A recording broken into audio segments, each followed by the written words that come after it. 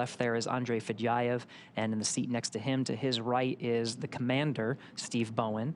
To his right is the pilot, Woody Hoberg. And then on the far side of the capsule from this view that you're seeing is Emirati astronaut Sultan Al Neyadi.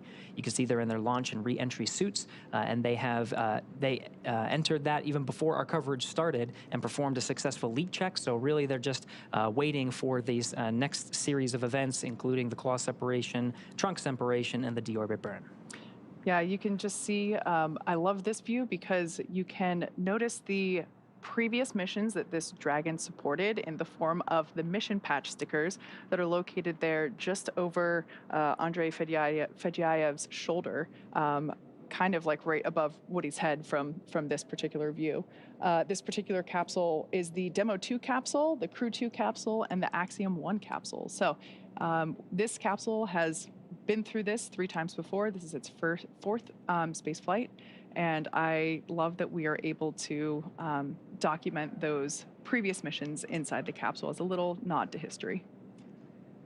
Yeah, this will be the 4th splashdown of Dragon Endeavour, of course, being the capsule that carried humans for the first time to orbit in a SpaceX Dragon vehicle with Bob and Doug. We've got about 5 more minutes remaining in this preparation phase for that claw separation command. As you can see, the crew continue to monitor progress using the touchscreen above their head, as well as the tablets that they have strapped to their legs. It seems as though everyone is super calm and really just hanging out. Really a nod to the Dragon vehicle itself. There's all of these sequences are fully autonomous. Of course, it's the role of the commander and pilot to really monitor the sequence and the dynamic phases of launch and the re-entry phases, which are really some of the most dynamic that the spacecraft will experience throughout the duration of the 6-month expedition. But they also have the help of the mission specialists. Part of their role is to look over the shoulder of the commander and pilot and look at the screens that are right in front of them, those displays providing telemetry to just be an extra set of eyes and check on some of the things, though, because there's a lot of data coming in, just to relay them to the commander and pilot. Everybody is watching those screens very intently. For sure. They also go through extensive training. So even though this is the first time that they have performed this splashdown in real time for this particular crew, they have worked with our Dragon trainers here at SpaceX headquarters for months in preparation for launching this mission. And so while this is the first time they're doing it for real, they have practiced this with simulations many times before lifting off. Sort of towards where their feet are on the far side of this particular view at the center is that side hatch. Last time we saw the side hatch open on Dragon Endeavour was right before Crew 6 launched to the International Space Station. It was some of the closeout teams in the White Room at Pad 39A that got the crew situated for launch, making sure that they were ready to go. And that side hatch has remained closed through the duration of this mission. It will be opened once again once the Dragon capsule and the crew are recovered by the recovery vessel named Megan. Once the recovery teams outfit the Dragon capsule and bring it onto the Dragon nest, it'll be the side hatch that they'll open to get the crew out.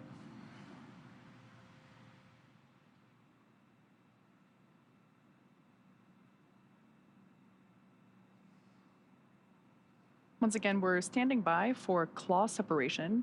That is the first physical change that the Dragon will undergo in preparation for atmospheric reentry. That claw separation is what allows for the trunk, the cylindrical, unpressurized section of the spacecraft, to separate and thereby revealing the heat shield, which is located at the bottom of the service section or the pressurized section of the Dragon spacecraft. So collectively, with the trunk and the pressurized section, the service section there, that trunk will separate, reveal the heat shield, and that heat shield is what will be pointing first, if you will, toward planet Earth as the capsule makes its atmospheric reentry.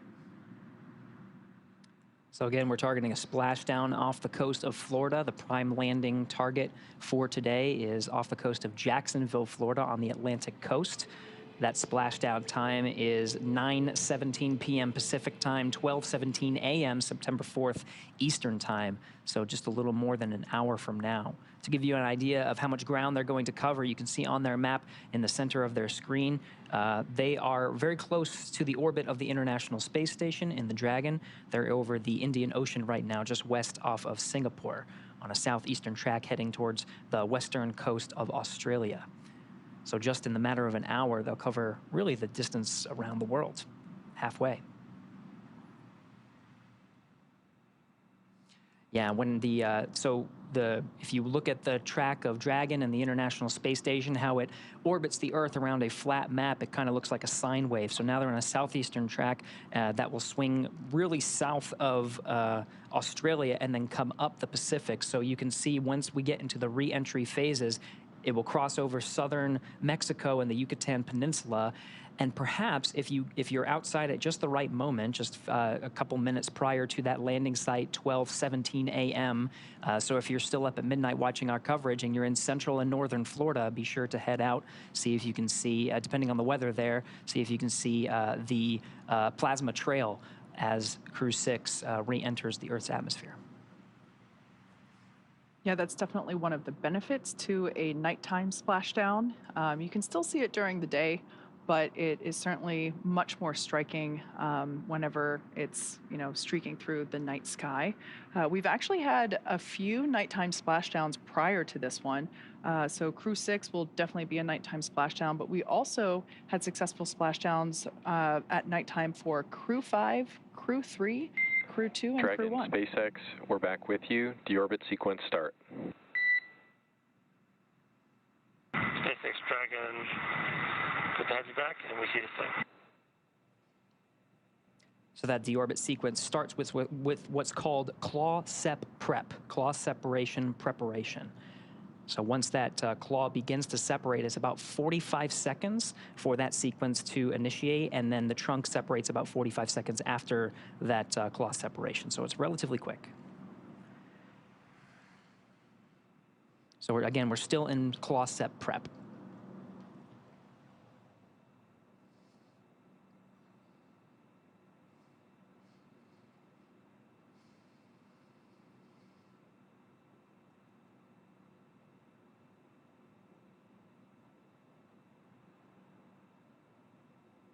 Once again, the crew will continue to monitor progress of events using the tablets and touchscreens that they have available to them. The touchscreen directly in front of pilot Woody Hoberg and Commander Steve Bowen also allows them to monitor the state of the Dragon flight computer, as well as be able to keep tabs on any thruster burns that occur. Live view there of mission control here at SpaceX headquarters in Hawthorne, California.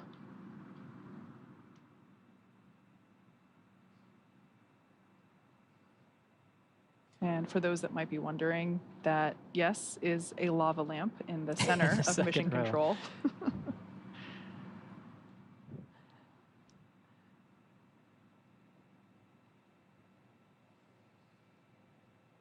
Yeah, lots of activity here. Again, as a reminder, we are in the deorbit sequence, which begins with the claw separation. This demates the umbilical to the trunk, which has solar panels and have been collecting some of the energy from the sun and providing it to the batteries on board.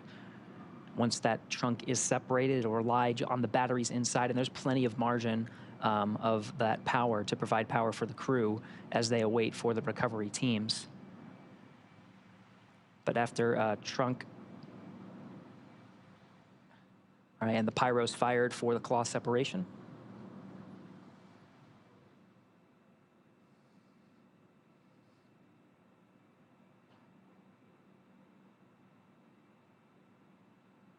Claw separation is complete. We're now preparing for trunk separation. Again, it's just a matter of seconds before we confirm that the trunk is separated.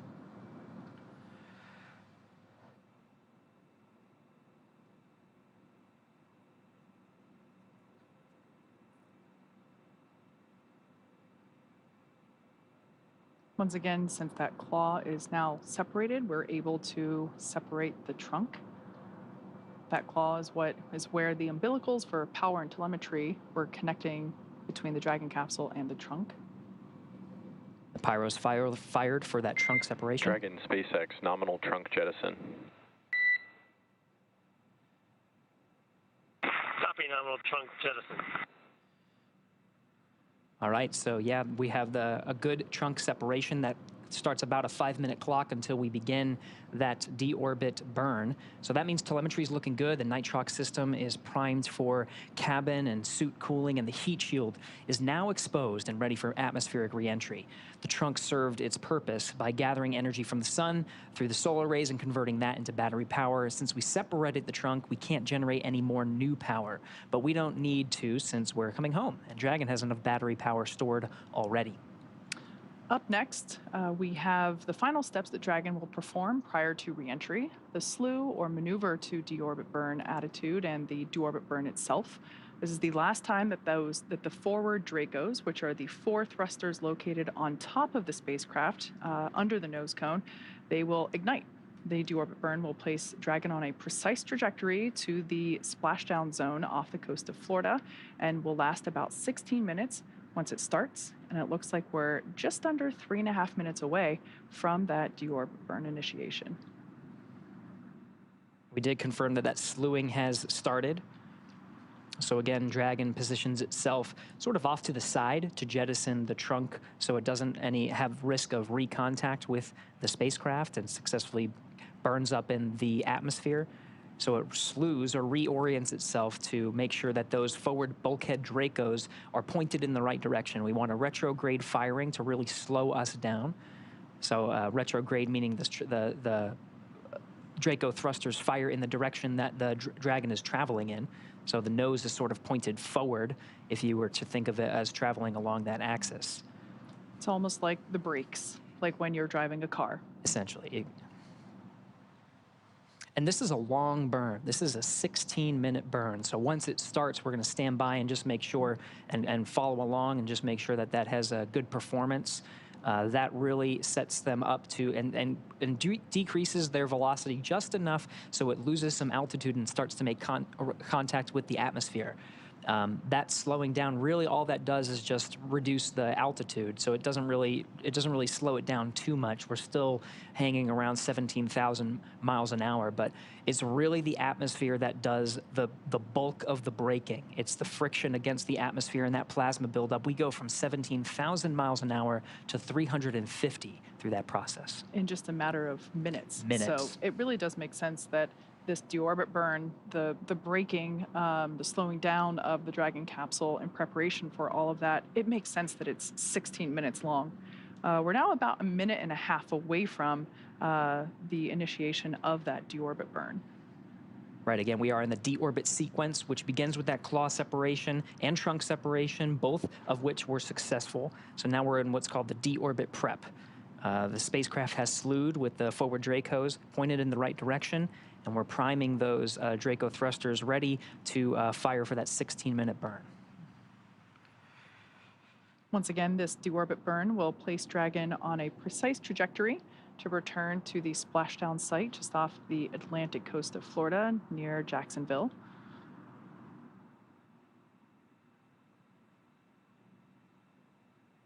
And we're less than 1 minute away from deorbit burn. Once again, this is the last time that those forward Dracos will be utilized. After this burn is complete, we will be able to close the nose cone, which will then basically hide or cover up that area, including the forward hatch, which of course is the hatch that the team used to ingress and egress from the International Space Station. We will be using the side hatch, which is actually outlined by that black liner kind of near the feet of the crew here in this view. That side hatch is what will be utilized for crew egress or exit from the capsule in just under an hour from now. Once again, we're targeting 9:17 p.m. Pacific, 12:17 a.m. Eastern Time for splashdown. And we are getting lucky with some of these internal cabin views as we prepare for that deorbit burn start. This will be the last time that the crew is in an orbital daytime. They're currently over the South Indian Ocean, just west off the coast of Australia. And again, their trajectory takes them south around Australia and then on a northeastern trajectory over the Pacific Ocean. The deorbit, the entry interface, the time that it actually has that plasma buildup as it's slowing down significantly through the atmosphere, that will happen, and you may be able to see it depending on where you are, depending on the weather and cloud coverage, but that track brings it over the southern Mexico and the Yucatan Peninsula. We do have deorbit burn start. You can see it on their displays, actually. They're, you can see those thruster firings on the left display there.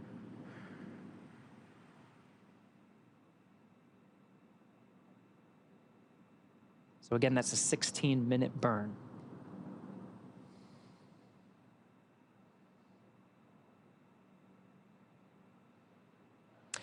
So a quick recap: within the last 10 minutes, Dragon jettisoned its trunk and initiated the deorbit burn.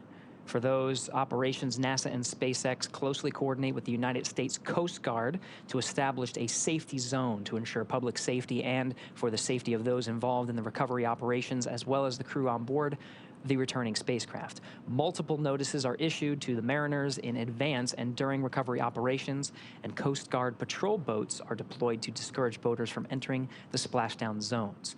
We want to stress to the public the need to respect this safety zone. Recovering a spacecraft from the water is a hazardous operation, and any other boats interfering increases the risk to the astronauts in the capsule, the teams working to recover them from the water, and the safety of those that come too close. For the safety of the crew and your safety, we recommend you sit back and watch, as we'll be bringing you the best possible views of our astronauts' homecoming. The only exception to that, of course, is if you live in Central Florida and you want to look outside through the window or head out into your front or backyard, you should definitely be able to witness Dragon capsules streaking across the night sky. It'll be super bright. Absolutely. Now, like I mentioned earlier, this deorbit burn is the last time that those 4 forward Draco thrusters will fire. Dragon Endeavour has not yet entered the Earth's atmosphere. This deorbit burn is what will line the vehicle up and put it on that final trajectory to the landing site, which, as we just said, is off the coast of Florida, near Jacksonville.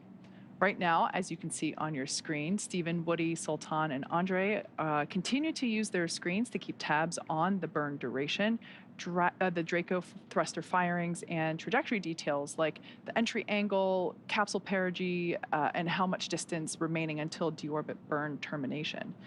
Right now, Dragon is flying itself, so all the crew has to do is stay strapped in their seats and keep tabs on things. Great view there of being able to see exactly what the crew can see with respect to those Draco thrusters firing. Now, with Stephen, Woody, Sultan, and Andre ready to deorbit and splash down back on planet Earth, they'll be heading to one of 7 targeted sites supported by SpaceX and NASA. All of these sites are located off the coast of Florida, either in the Gulf of Mexico or the Atlantic Ocean. Spreading the supported sites across multiple locations helps us maximize the return opportunities for this mission and future crews, lowering the chance that we'll have to wave off due to bad weather. Yesterday, NASA and SpaceX jointly selected the primary splashdown location of Jacksonville, Florida. This selection process works with a lot of different variables, including the space station's orbital trajectory, what landing sites are available and have favorable weather, how much free flight capability Dragon has for the trip home, and the sleep schedule for the returning crew members. We'll start with calculating daily return options based off of the space station's current orbit and Dragon's capabilities to maneuver and line up for re-entry. The time from undock to landing at the primary site can vary from less than 6 hours to more than 39. Getting home the quickest comes with some obvious benefits, but we always want to make sure that the crew are properly rested for dynamic operations, preventing us from scheduling 20-plus hour days for them. Trajectory and ballistics experts provide the daily opportunities that would line up Dragon with the 7 landing zones and split them into what we call ascending and descending opportunities. Dragon uses its Draco thrusters after leaving the station to execute a series of altitude-lowering maneuvers and to line up with the selected primary site. It can also change to different alternate sites while in free flight if sudden weather moves in that we need to avoid. And weather is something we're constantly looking at, making the final call to proceed about 2.5 hours before the crew undocks. For the Crew 6 return, we looked at a number of weather items. Some of the obvious ones are no rain or chance of lightning in the recovery zone, both for the safety of the crew inside the capsule and the recovery teams on the water. We're also looking for wind speeds less than 15 feet per second or about 10 miles an hour and relatively calm seas so we can safely execute recovery operations, which includes landing a helicopter on the recovery ship to fly Steve, Woody, Sultan, and Andre back to Florida. Once Dragon began flying free today, we had a number of additional checkpoints to either proceed towards the primary landing site, head to an alternate, or select a new zone based on real-time weather data. These checks happened all the way up until we're in the final hours before the deorbit burn, which is underway now. And it's the last burn to the trip home and commits Dragon and the capsule and the crew to re-entering the Earth's atmosphere. So at this point in time, we are well within the deorbit burn. There's about 10 minutes remaining in this burn. As we mentioned before, it started off as a 16-minute burn, so 6 minutes in, 10 minutes to go. This is the last time that those 4 forward Draco engines located at the top of the Dragon spacecraft will be utilized. This deorbit burn acts as a braking maneuver or slowing down for the capsule in preparation for that, for alignment for atmospheric reentry and splashdown. Before the deorbit burn, we were going about 17,500 miles per hour. So we're helping to slow the vehicle down and align it, but really it's the atmosphere and that heat shield located at the bottom of the Dragon capsule that will be doing most of that slowing down. We basically go from that orbital velocity of about 17,000 miles per hour down to about 350 miles per hour when the drogue parachutes will deploy. So there's significant slowing down in that phase of reentry. And this is really just lining the capsule up for that precise location, that precise landing at the designated location, which today is off the coast of Jacksonville, Florida.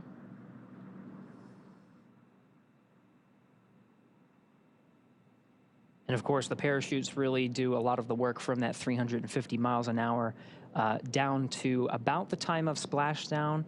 The capsule is traveling an approximate 15 miles an hour. It splashes down in the Atlantic coast. And that's done through a series of parachutes. You mentioned the drogues. The drogues provide some initial deceleration as well as stabilization of the vehicle once it passes through the atmosphere. And then those are only deployed for just a few minutes before they're jettisoned, and the 4 main parachutes are deployed and inflated to really slow the vehicle down to the landing site and get us down to that 15 miles an hour.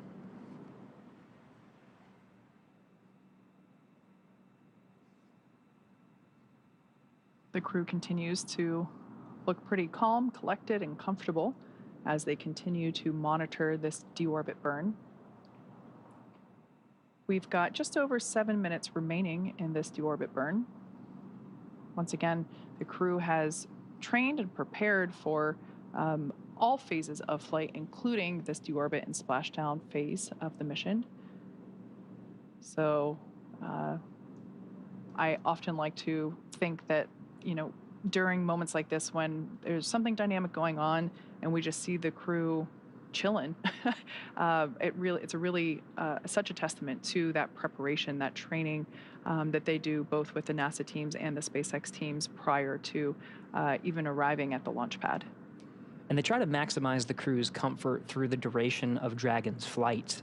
When we covered undocking just what seems like just a couple of hours ago at this point, they had these launch and entry suits, and that was because they put them on during some of the more dynamic phases, and that includes the actual contact and separation from the International Space Station. But very shortly after they exited the keep-out sphere, which is only 200 meters away, they got the call that they could remove those suits, and they had the suits off for really the most of the duration of the flight. They have them back on, but you can see their visors are up. And even though this is a very dynamic phase, and this is a 16-minute burn and a very important milestone of the Dragon's return to Earth, the visors will come down and the suits will provide that extra layer of protection through atmospheric reentry. That is a very dynamic phase. Of course, there's the plasma buildup on the outside of the station and a blackout period. There's a lot of stress on the vehicle, so that just provides an extra layer of protection for the crew.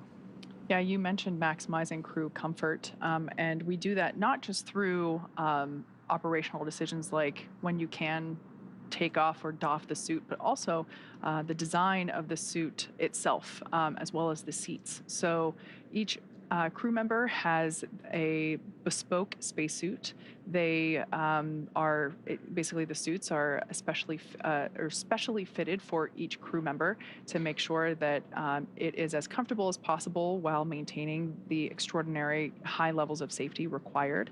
But the seats as well also have length and sizing customizations in small, medium, large, basically, for the armrest, the bucket, the seat itself, and as well as the footrest. So yeah, we definitely try to maximize the crew comfort in as many ways as we possibly can. And once again, we are in the deorbit burn. This is the burn that lines the crew up for that precise landing off the coast of Jacksonville, Florida. And we're just under 5 minutes remaining in this burn.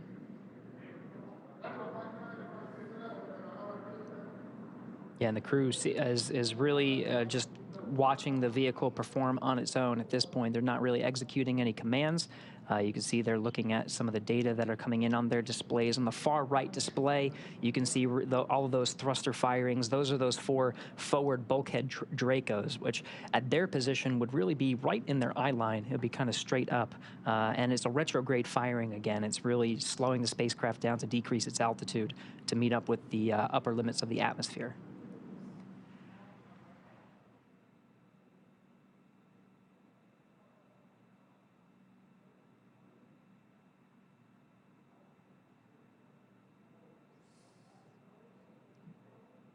We're 12 minutes into the burn, have about 4 minutes left.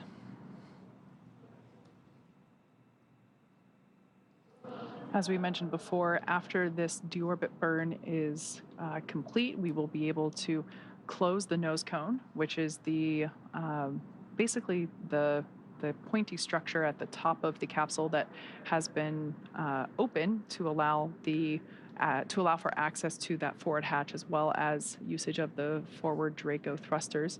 So we'll be able to close that, and that will basically make put the capsule back into its aerodynamic shape. And after we close that nose cone, we will begin atmospheric reentry. We will have about a 6 or 7 minute period of anticipated loss of signal, or LOS, as we'll hear it referred to in comms between ground and crew. And there is some margin built into the operations. This, again, the deorbit burn is executed at the apogee of their trajectory and allows them to decrease that altitude. And it's a 16-minute burn, so that will take us to about 8:40 Pacific, so just a couple of minutes left. They have about 25 minutes until they start experiencing some drag on the atmosphere, and that allows the Dragon spacecraft to do a couple of things. It allows them to close the nose cone, as you mentioned, and also slew the Dragon once again and get into the entry interface with the pica tiles and the heat shields pointed in the right direction to take the loads of the friction of the atmosphere. Exactly. So if you want to think about Dragon's orientation at the moment, the forward end, or if you think of how Dragon is oriented when it's on the launch pad, it's the top end of the Dragon spacecraft is basically pointing forward along their trajectory. So those thrusters are performing a retrograde burn, which is slowing the vehicle down. So we will want to, after this burn is complete, basically rotate the capsule or slew it in order to make sure that that heat shield is then the end, the bottom end is what is actually pointing toward, in the direction of their trajectory, so that that heat shield is able to do its job, which is really utilize that friction that will be made while coursing through the Earth's atmosphere and slow that vehicle down significantly. Once again, we're going from an orbital velocity of about 17,500 miles per hour, and that atmospheric reentry, that heat shield action will take us down to about 350 miles per hour. So we're about just over 1 minute remaining in the deorbit burn.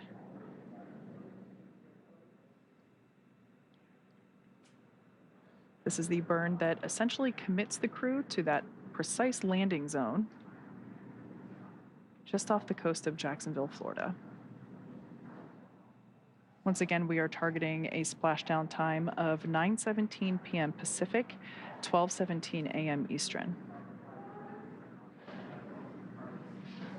And again, this is Mission Control here in Hawthorne. The team's here monitoring Dragon's progress and the progress of that deorbit burn. It'll be the crew operations and resource engineer, the core, that's the voice from here in Mission Control in Hawthorne, that relays the burn performance status up to the crew via Dragon to ground.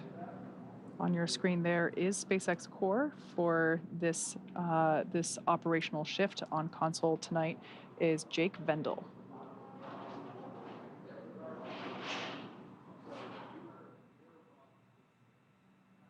As Gary mentioned, this is the primary communicator for, from SpaceX Mission Control to the crew. Very similar to NASA's Capcom role. Dragon, SpaceX, deorbit burn complete and nominal. Nose cone closure initiated. SpaceX Dragon copies.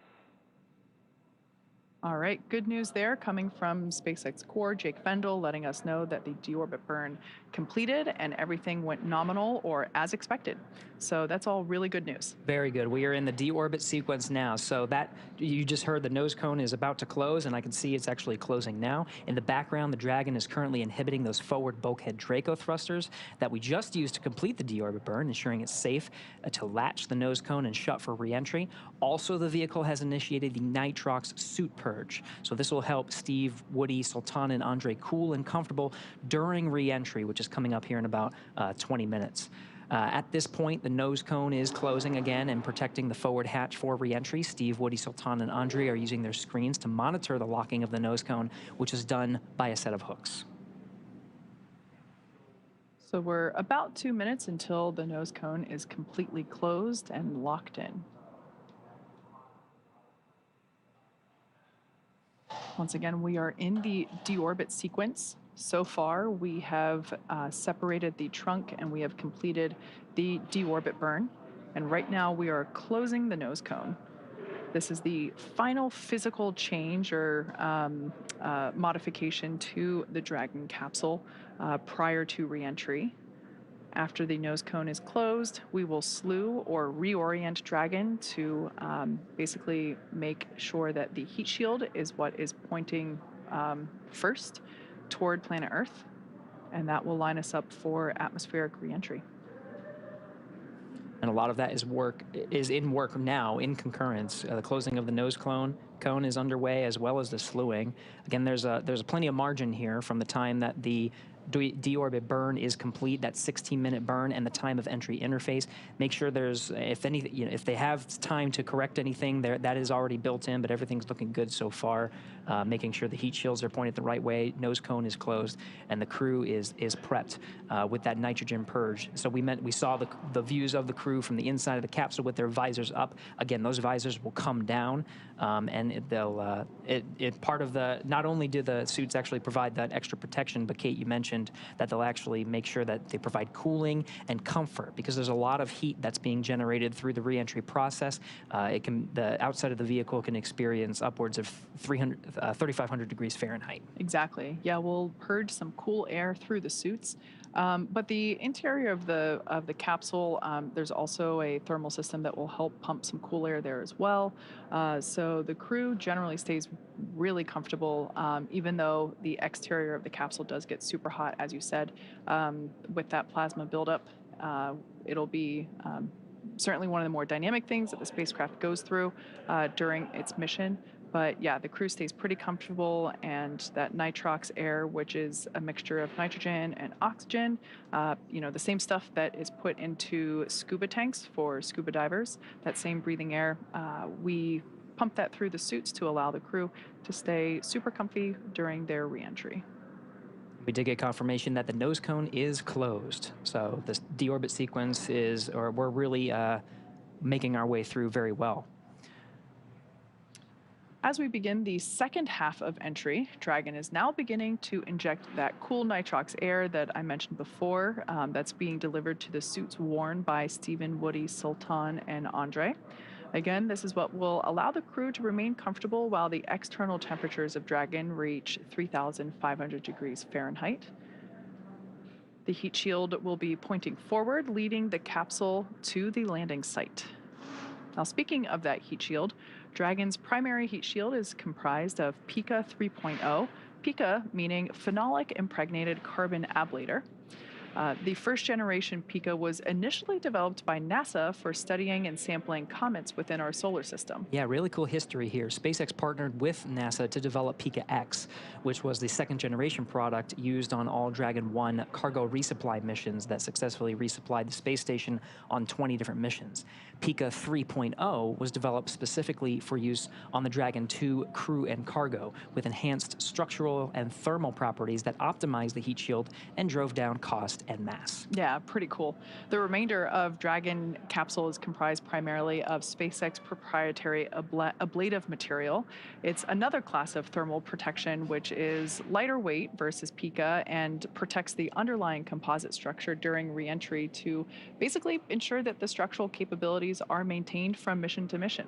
And while Dragon will experience temperatures well over 3,000 degrees Fahrenheit, Kate, you mentioned 3,500 degrees, during peak re-entry conditions, the characteristics of the TPS, the thermal protection system, coupled with the ECLIS, environmental control and life support system in the pressurized interior, will ensure that Steve, Woody, Sultan, and Andre stay cool and comfortable during all phases of re-entry through splashdown.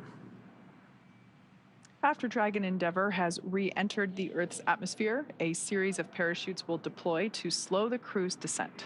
As we mentioned before, the first set will be the 2 drogue parachutes, followed by the 4 main chutes, and those will guide Dragon to its first contact with Earth since launching in April earlier this year. Dragon will automatically deploy these parachutes when different pressure and positioning sensors on the capsule detect that they are at the right speed and altitude. Vehicle velocity at drogue deploys approximately 300 miles per hour. They deploy at about 18,000 feet. Then vehicle velocity at main parachute deploy is approximately 119 miles an hour. They deploy at about 6,500 feet. Vehicle velocity at water splashdown is about 16 miles an hour. Highest G load the crew will experience during re-entry is approximately 3.5 Gs. So again, the nose cone is closed. Those nose cones are secured by a series of latches. The first set of hooks is closed, and the second set of hooks is traveling to secure the nose cone. Again, that is closed, and the vehicle is slewing or orienting itself with the deorbit position, with the entry interface position, to allow the heat shield to meet up with the atmosphere. And those Pica tiles that were designed to take those loads of the heat will be pointing the right direction.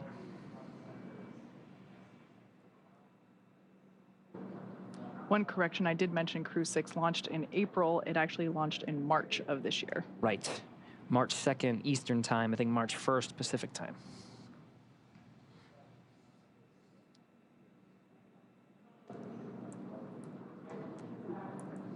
It's 8:47 p.m. Pacific Time now. We're about 30 minutes from the expected splashdown time. Again, we're tracking 12:17 a.m.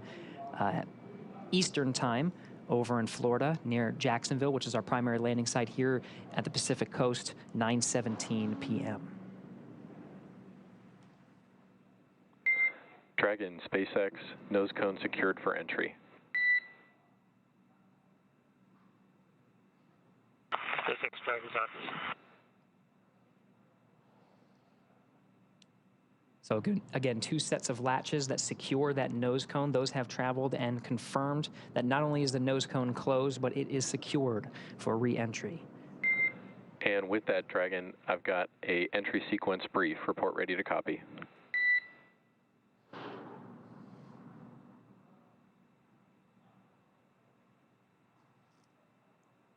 SpaceX Dragon, we are ready to copy.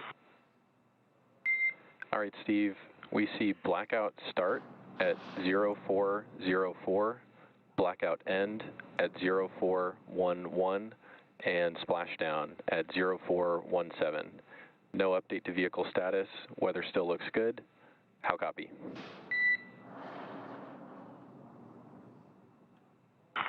Zero 0404, 0411, and 0417. Weather still looks good. And I think that copies it all. Thank you. Good readback. One more note, we noticed prior to the burn, a few of the tablets were not secure to the satchels. I'm hoping that you can positively verify that each tablet is indeed secure. We're working on that right now, and we'll get it by 1:50. Copy.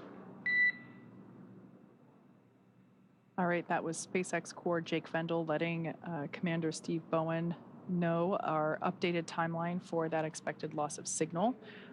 We heard them read out 0404 to 0411, those times being, the space standard, the GMT time zone. So for us, we would expect that to be at 9:04 p.m. Pacific, 12:04 p.m. Eastern, and lasting until the 11-minute mark there. So just slightly, actually no, right on time, we did say about a 6 or 7 minute loss of signal.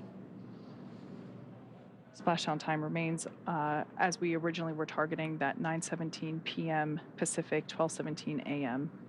Eastern. And you can just see just how quick in succession everything is. From 9:04 to 9:11, we go from 17,000 miles an hour to 350 miles an hour, and then through the drogue parachute deployment and main parachute deployment over the course of 6 minutes, we get down to 15 miles an hour at the time of splashdown. Yeah, and during that time, the crew will experience about 3 to 5 Gs during this reentry phase. So pretty similar to what they would have felt during the launch phase of the mission.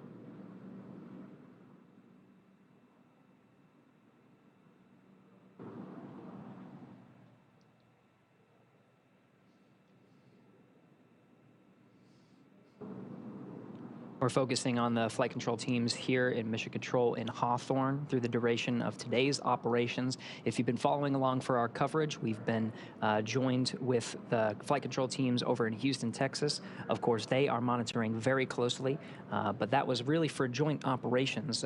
It's a different set of flight criteria and flight rules when the two flight control rooms are working in tandem, operating by the same flight criteria. And there is that dance of the Dragon and the International Space Station. Really, the responsibility of the Dragon is on the teams here in SpaceX. They are, of course, communicating constantly with the teams over at NASA, and the NASA teams are in the loop monitoring the progression of the Crew 6 astronauts and cosmonauts' return home to Earth.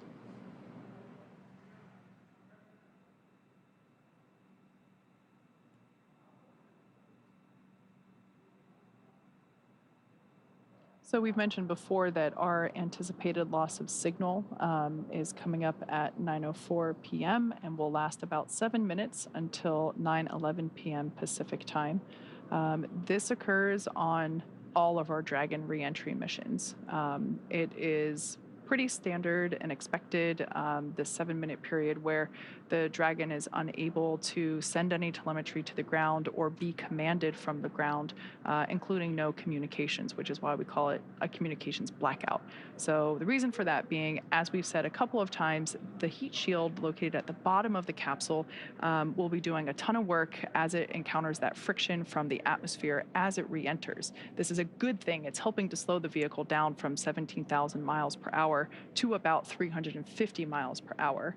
Now, as a result of all that work being done by the heat shield and the friction, this plasma forms on the exterior of the capsule. And that's why we have these thermal protection systems, or TPS, all around Dragon to help protect it during these phases where that plasma builds up and gets really hot. It'll reach about 3,500 degrees or thereabout during this reentry phase. So pretty standard. That being said, it does make for a great view. If you live in Central Florida, you will definitely be able to see Dragon streaking across the night sky. Really, if you look up, you won't be able to miss it. Now, of course, once Dragon splashes down, and we did get that read very recently up to the crew that we're right on target for that 9:17 p.m. Pacific, 12:17 a.m. Eastern Time splashdown off the coast of Jacksonville. The recovery teams are already staged. We got word that the recovery vessel named Megan is out there. That'll be the one that actually lifts the Dragon capsule up from the water. There's also fast boats and jet skis and whole teams really ready to go to support the recovery operations.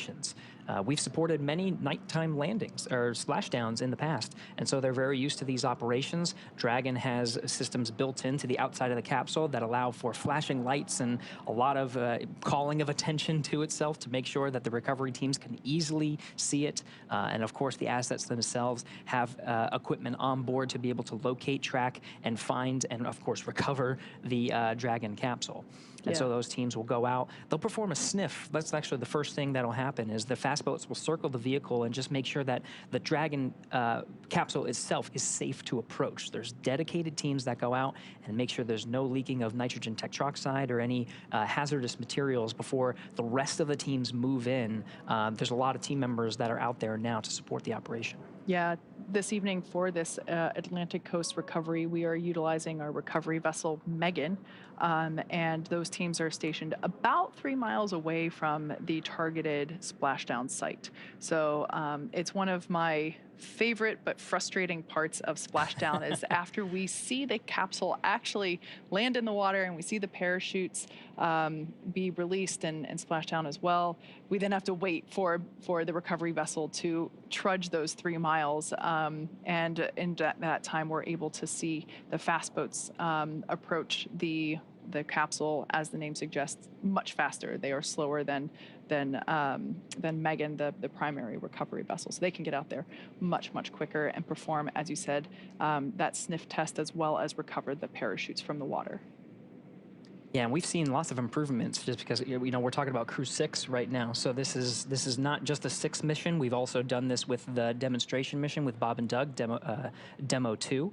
And so this will really be the 7th time that we've done it for a crew operation. And so the recovery teams have become much more efficient and had lessons learned along the way. So the recovery operations we've seen just get a lot faster overall. Absolutely. Yeah, we've done nighttime splashdown operations for Crew 1, Crew 2, Crew 3, Crew 5, as well as Axiom 2, just a couple months ago. So yeah, the recovery teams at this point have actually had more nighttime splashdowns than they have daytime. I should say for crew missions. That's right. Not for NASA crew, but for crewed missions, I'm not counting the cargo missions. Right. And it is a good nod to make sure that we mention the private missions as well. We mentioned the Axiom mission 1 and 2, of course, Inspiration 4. So there's a lot of practice with the recovery operations in these teams. Of course, we have the views here of the flight operations teams here in Hawthorne that are monitoring the Dragon's re-entry. Again, we've successfully performed a de-orbit burn, so we're just waiting for that entry interface that's coming up at 9:04. So really just 7 minutes from now. And that is the beginning of the blackout period. That's when the Dragon capsule starts to experience the molecules of the atmosphere a lot closer, so that it experiences much more friction, and we start to see that plasma build up, and it provides a significant amount of drag and shaves a lot of velocity off of the Dragon capsule right now, traveling about 17,000 miles an hour. And through the 7-minute period of blackout, where there is that plasma buildup, where we are traveling through the more denser parts of the atmosphere and slowing down significantly, we'll get on the back end of that 9/11, they said, was the exit of that blackout period where we stopped getting communications from the crew, and we're on the back end of the entry interface. That will be, we'll get down to 350 miles an hour. Yeah, if memory serves me correctly, we typically hear SpaceX Core start reaching out to the crew about 1 minute early. There have been some instances where we've been able to regain communications with the crew a little bit earlier than originally anticipated. So probably around the 9:10 p.m. Minute mark Pacific, I should say, we might start hearing SpaceX Core hail the Crew 6. And it could go in the other direction too. This is, of course, an estimate based on the predicted plasma buildup and the predicted comms blackout. But of course, there could be another minute or so before they regain comms, and that's all built into the timeline. We'll hear those checks go up on Dragon to ground, and they'll continuously call the crew. So, SpaceX Dragon, tablets are secure, restraints are tightened, visors are down. Copy, Dragon, tablet secure, restraints tightened, and visors down. With that, we are 5 minutes until the predicted comm blackout. Dragon Endeavour, see you on the other side at 0411. 0411, we'll talk to you then. All right, that was the voice of Crew 6 Commander Steve Bowen, letting us know that the teams have put away and secured the tablets that were prior to now. They were located and strapped onto their legs outside of the spacesuit. So those are now put away, and they have also closed the visors. So the last time we saw the crew inside the capsule, their visors were up. They've now closed the visors, and that provides really a leak-tight environment for the crew during this dynamic phase of reentry. For those of you that have recently joined over the last 45 minutes, we've basically been executing step-by-step the deorbit sequence, starting with the releasing of the claw, which is what was connecting the Dragon capsule to the trunk being the unpressurized section that is jettisoned in order to reveal the heat shield located at the bottom of the Dragon spacecraft. So we released the claw, the trunk separated. We then performed a 16-minute-long deorbit burn. We've also slewed or reoriented the capsule so that the heat shield is facing it's hard to describe it in my head, but it basically, the heat shield is what is leading the capsule to the targeted splashdown site, which today is in the Atlantic Ocean off the coast of Jacksonville, Florida. As we just heard, we have an anticipated loss of signal, or LOS, that will last for 7 minutes, and it will start at 9:04 p.m. Pacific in about 3 minutes from now. That is standard for all of our Crew Dragon reentry missions, and at that point in time, the Dragon will not be able to send any telemetry or data to the ground. The ground will not be able to command Dragon at all, and we will not be able to receive any communications from the crew or to them either. Now, on the back end of the communications blackout, when we receive a word from the crew, it'll be the crew themselves that read out some of the calls of their status, and we'll be relying on that. And of course, the data that we're receiving from Dragon, now that we're outside of that blackout, to determine the performance of the vehicle. We'll see those drogues. There's 4 main parachutes that allow for a safe landing. The parachutes are designed with that 4th in mind, so that even if the 4th were not to inflate all the way, 3 could actually provide enough resistance to properly decelerate the Dragon so that it lands right on time and provides a normal amount of drag on the vehicle to get us down to that 15 miles an hour at the expected time.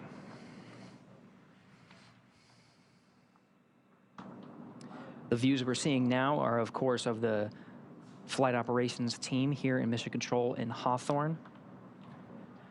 We'll soon hopefully be getting some views from the recovery vessels out in the Atlantic Ocean. That's the recovery vessel Megan, as well as the recovery teams on fast boats and jet skis. We should be getting views, hopefully, from the Atlantic Ocean to see the Crew 6's entry through the atmosphere. I was trying to look through my notes. I can't quite remember what it is off the top of my head, but you were talking about the parachutes before, Mhm. and the drogue chutes that we deploy prior to the main parachutes.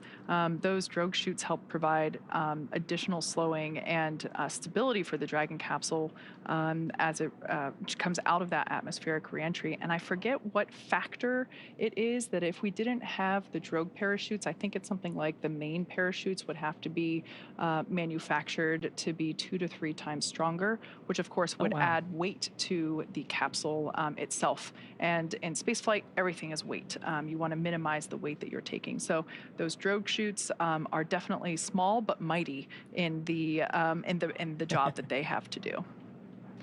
Now we're under a minute away from that, or just a couple seconds rather, away from that anticipated loss of signal, or LOS. This will be a 7-minute period in which we are unable to communicate with the crew, and we are unable to command Dragon or receive telemetry or data from it.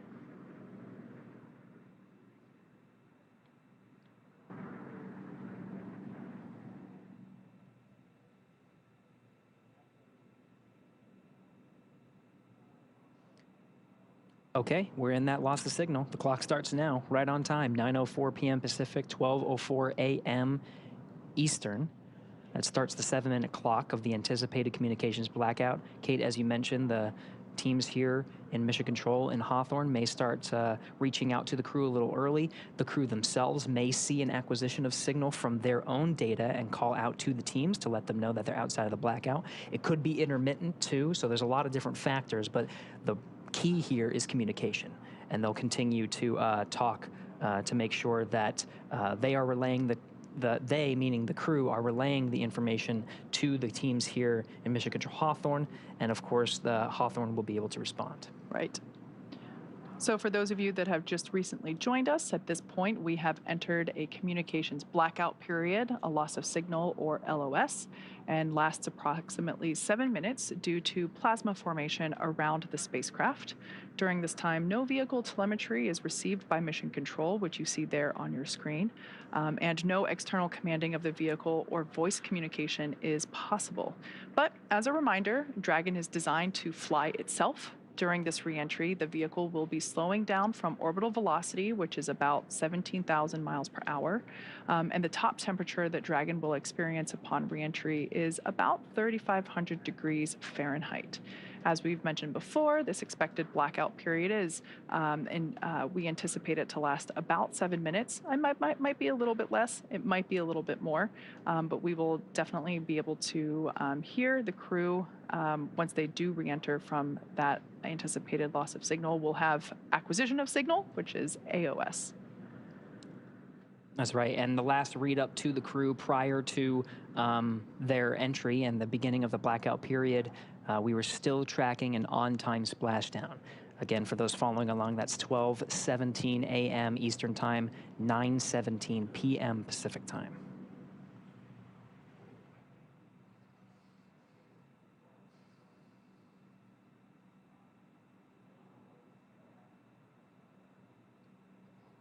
We're now within the atmospheric entry phase of the return for the Crew 6 crew. Once again, the plasma buildup on the exterior of the capsule results in our inability to command or communicate with the Dragon capsule during this time. This happens with all of our crew missions, and we expect this to end at about 9:11 p.m. Pacific or 12:11 a.m. Eastern. Live view there of SpaceX Mission Control located just behind Gary and myself. They are continuing to monitor the length of the acquisition of, the length of this blackout period. And we will be able to hear SpaceX Core, who for this evening shift is Jake Vendel. We'll probably start to hear him hail the crew around 9:11 or 9:10 p.m. Pacific. So if you're following along of our coverage and you are in southern Mexico or the Yucatan Peninsula, there is a chance, depending on the weather that you have down there, that you would have been able to see the beginning of the entry interface. We're now about 4 minutes in. of a 7-minute blackout period. This is a great graphic indicating the trajectory. This is an ascending trajectory that Dragon is taking. So as Gary just said, over the Gulf of Mexico, across the Yucatan Peninsula of Mexico. So if you're tuning in from Central Florida, head outside right now, look up, because this looks like our first live view from the WB-57. That's right. This is a high altitude aircraft that has thermal imaging, so we're able to get some of those views of the Dragon vehicle in the middle of its entry interface. Again, we're about 4 minutes in. We have a tally-ho on the vehicle from the WB-57. And actually maybe about 5 minutes in at this point.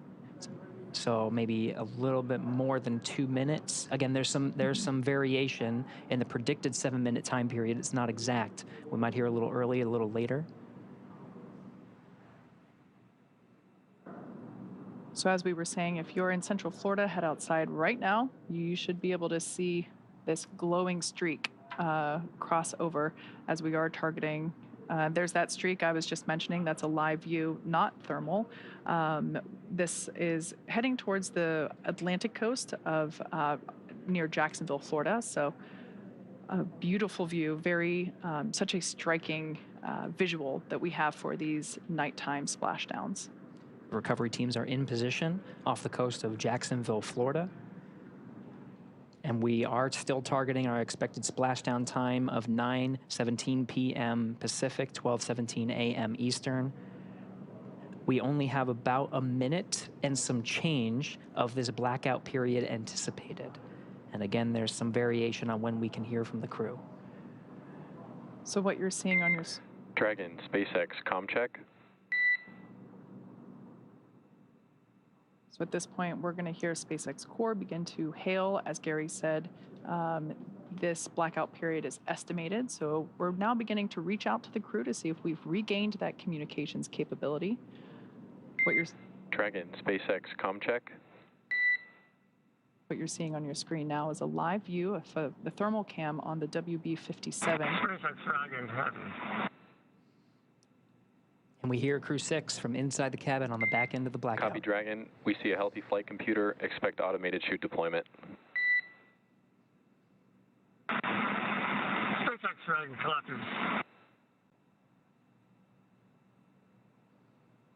There's our live view of the crew, our first view of them on the other side of that communications blackout.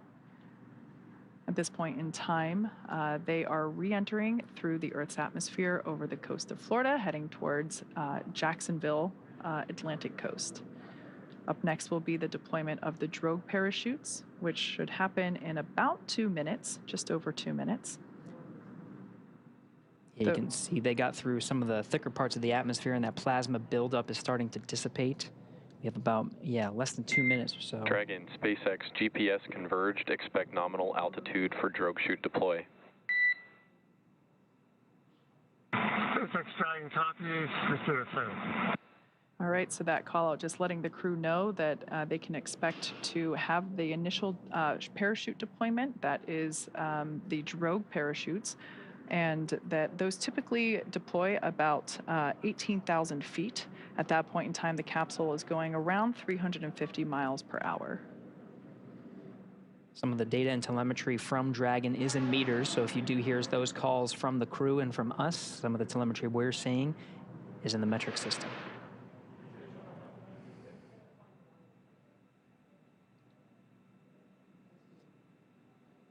Confirmation that seat rotation is in progress. This allows the crew to be in the proper position to take the loads of the chutes as they experience the G-forces that the chutes exhibit upon deployment.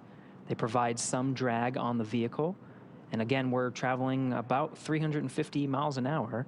So from here, with the drogue deployments and main deployment, we're going to get down to about 15 miles an hour. Drogue deployment coming up in approximately Dragon, 20 seconds. Brace for drogue window.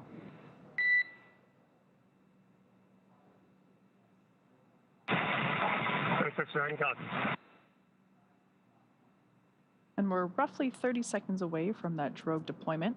SpaceX Core just telling the crew to prepare for the deployment of those drogue parachutes.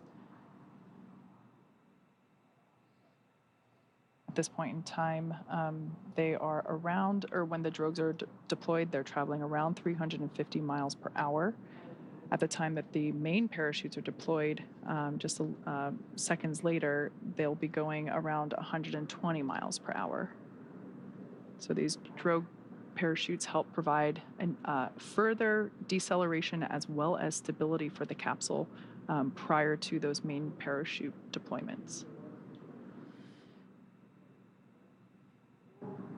Drogue pyros have fired, and we have good confirmation of drogue chutes.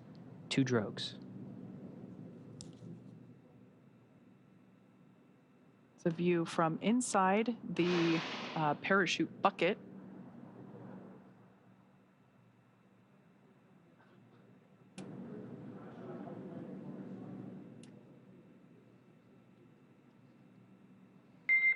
Dragon, nominal descent rate and recovery team reports a visual on 2 healthy drogues. SpaceX Dragon copy, that's good news. Should see drogue chute jettison here momentarily. We'll see those 2 chutes that you see be released from the capsule, just like so, and release the 4 parachutes, now deploying. At this point in time, Dragon has saved all of its propulsion systems and is now has already terminated that nitrox suit and cabin purges. Those were helping to keep the crew cool during the reentry. Looks like we have 4 very beautiful and healthy main parachutes. Dragon, we see a nominal descent rate on 4 healthy mains. SpaceX Dragon copies, and SpaceX Dragon coming up on 1,000. So there's that confirmation. Copy, 1,000 meters. Confirmation of those 4 healthy chute deployments.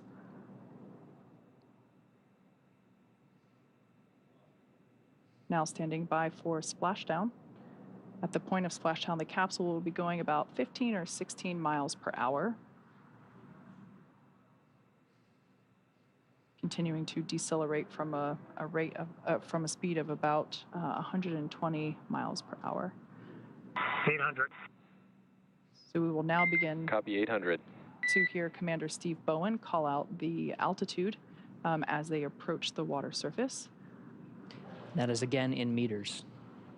Landing in water is simpler and provides more margin against unlikely parachute issues. We had to learn how to make Dragon waterproof, but once you do that, it's very much a rinse, review, reuse type process. 600. Copy, 600.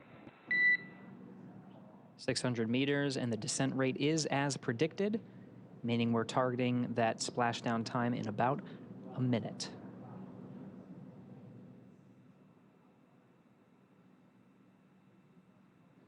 Live view of Dragon Endeavour with the Crew 6 team members on board, being held up by 4 beautiful main parachutes. Dragon, we see 400.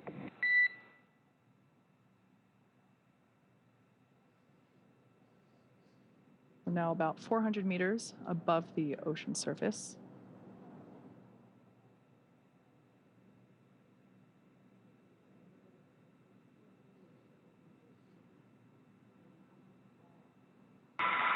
SpaceX Dragon 200 braced for splashdown. Copy, braced for splashdown. Again, the seats have been rotated in a position to take the loads of re-entry and parachute deployment as well as splashdown. The crew is braced. We are inside 100 meters.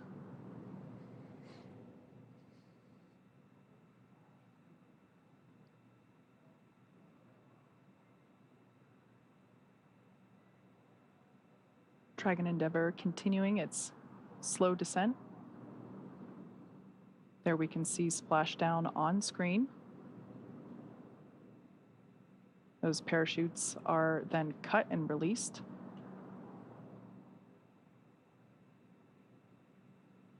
Dragon Endeavour has now returned home. NASA astronauts Steve Bowen, Woody Hoberg, Sultan Al Neyadi, and Andrei Fedyaev. SpaceX Dragon splashdown. We are in water rough riding. Copy, splashdown, and we see main chutes cut. After And SpaceX concurs. after a 17-hour return journey from space, Crew 6 is home. So the teams have been ready and waiting about 3 nautical miles away, so it's going to take them about 30 minutes to make their way to Steve, Woody, Sultan, and Andre inside the Dragon. You can see the recovery forces in some of the views that you're seeing. Of course, these views being provided by the recovery vessels. You saw there was a helo deployed, providing some visuals and lighting of the Dragon capsule. Stable 1. Copy, Stable 1. Dragon Endeavour, on behalf of NASA and SpaceX, welcome back home. Thank you for flying SpaceX. Thanks, SpaceX. Endeavour, we greatly appreciate all the support from all the initial training through the launch, throughout the mission, keeping us abreast of all the status of the vehicle, and all the support all the way down. This has been incredible. Greatly appreciate it, and look forward to working with you all again.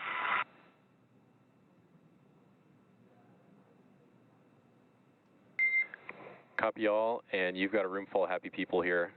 We've got some systems to verify safe before we give the boats a go to approach. I'll be back with you on that topic in a minute. SpaceX Dragon copies. We'll just enjoy the wallowing here. It might be soothing, so maybe I'll be napping soon.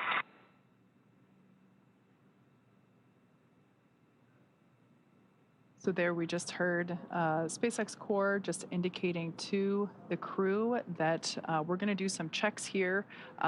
Here from Mission Control Hawthorne, we're going to do some system checks to make sure that everything is safe as necessary on the Dragon Endeavour capsule. They will then give the go for safe approach to the teams there that you see on your screen in the fast boats. One of those boats will focus on recovering the parachutes from the water. The other will begin inspections, a sniff test for those onboard propellants, nitrogen tetroxide and monomethylhydrazine. They are toxic if someone were to breathe them, so we definitely want to ensure the safety of the entire recovery team as well as the crew. So one of the teams in the fast boats will perform a sniff test using devices while wearing personal protective equipment to ensure that none of those propellants have leaked out and that there's no vapors lingering from, just many minutes ago when those thrusters were actually firing back in space. Precisely. Now this is the 4th splashdown of Dragon Endeavour and completes the 4th mission, Crew 6, splashing down right on time, 12:17 a.m. Eastern Time, 9:17 p.m. Pacific Time. We're getting views from the recovery vessels that are out many nautical miles away from the coast of Jacksonville, Florida. And the crew and teams here in Hawthorne reported a stable 1 position. That just notifies that the capsule is in the ideal position, floating in the Atlantic Ocean there, upright, with the heat shield in the water and the nose cone pointed towards the sky, as you see there.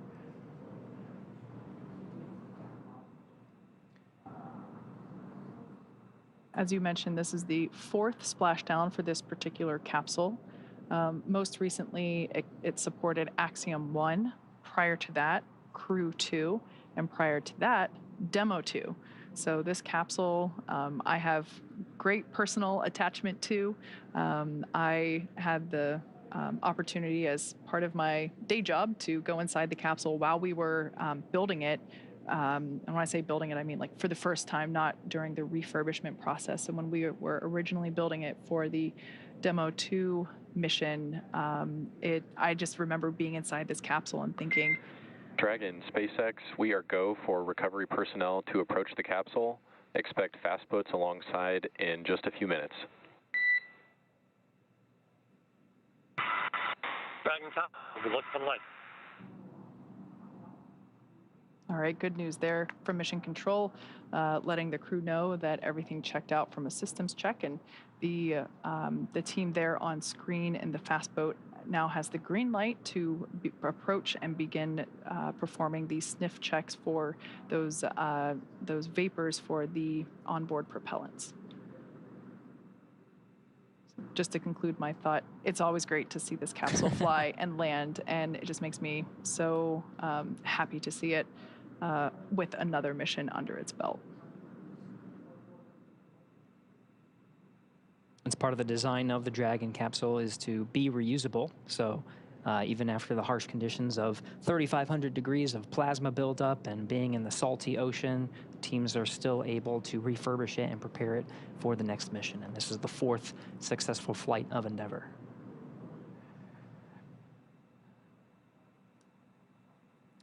So after those hypergol checks, Dragon teams will actually, we may see some of the team members crawling on the outside of Dragon and begin the rigging process as the recovery vessel Megan has the equipment necessary to bring the Dragon out of the water into what's called the Dragon's nest. And that allows the capsule to be positioned and stable on a boat and allow the some of the personnel on board that boat, that ship, to open up the side hatch. We were talking about the side hatch a little earlier. That has remained closed through the duration of the mission. The last time it was open was on Launch Pad 39A as some of the teams were preparing Steve, Woody, Sultan, and Andre for their launch to the International Space Station and the beginning of their expedition of science, maintenance, and upgrades aboard. Now it'll be opened again here very shortly. It does take some time. So it could be 30 minutes to an hour before we actually see them on the boat and they start egressing the capsule. But we'll provide coverage until they're safely aboard the recovery vessel Megan, and all 4 crew members have egressed Dragon. So this image that we see here was taken just minutes ago, a beautiful capture of the moment when Crew 6 was re-entering over Florida. We can actually see NASA's VAB and Pad 39A in the distance. So this is such a cool time-lapse capture of the re-entry streak that we saw just minutes ago of the Crew 6 re-entry and splashdown.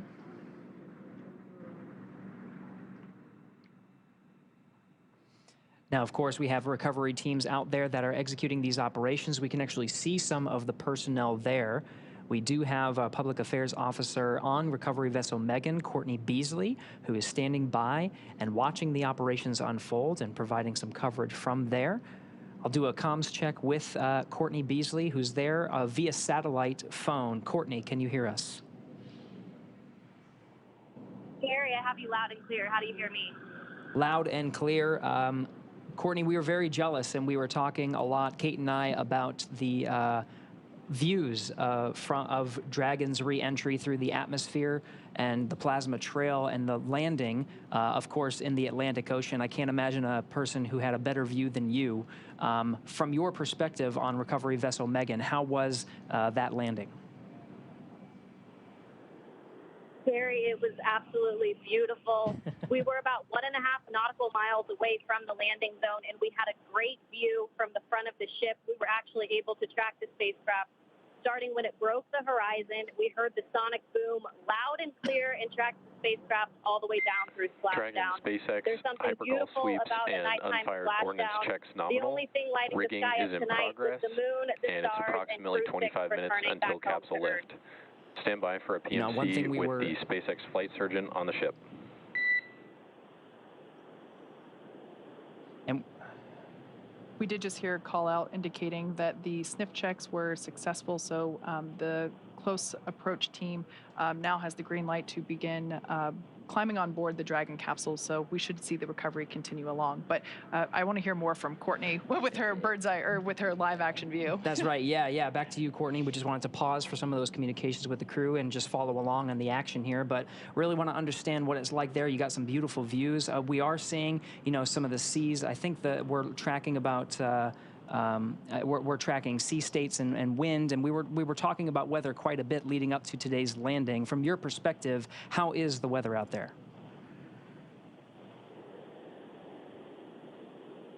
Yeah, Gary, it's about 80 degrees out here right now with fairly clear skies. Like I said, we were able to track that spacecraft pretty good tonight. About 9-mile-an-hour winds out of the east.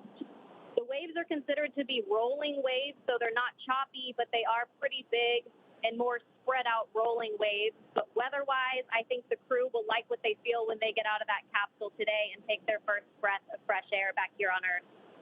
You know, just to get some appreciation of what it took to stage the recovery forces and be prepared for this moment, just really moments after Dragon splashed down, we saw some of those fast boats rolling out to make sure that they were getting the crew as quickly as possible. Can you give us a sense of what it's taken to make sure the recovery vessels were here at this moment? Yeah, absolutely. Our journey actually started several hours ago in Jacksonville. The med ops teams and the recovery director boarded the first helicopter, and they were the first group to arrive on the ship about 4.5 hours before splashdown. So those medical teams took the time to get everything situated on the ship and ready to tend to the crew. And about 2 hours before splashdown, they deployed the fast boats into the water. I was actually on the second helicopter out, and we landed on the helicopter pad on top of the vessel about an hour before splashdown. And all of the teams have been hard at work since we touched down on the boat to get their various disciplines ready for Crew 6 to arrive home. Excellent, Courtney. And last question before we let you go is we're seeing some of the recovery personnel on the Dragon capsule preparing for its eventual lift onto recovery vessel Megan. What can we expect to see in the next few moments?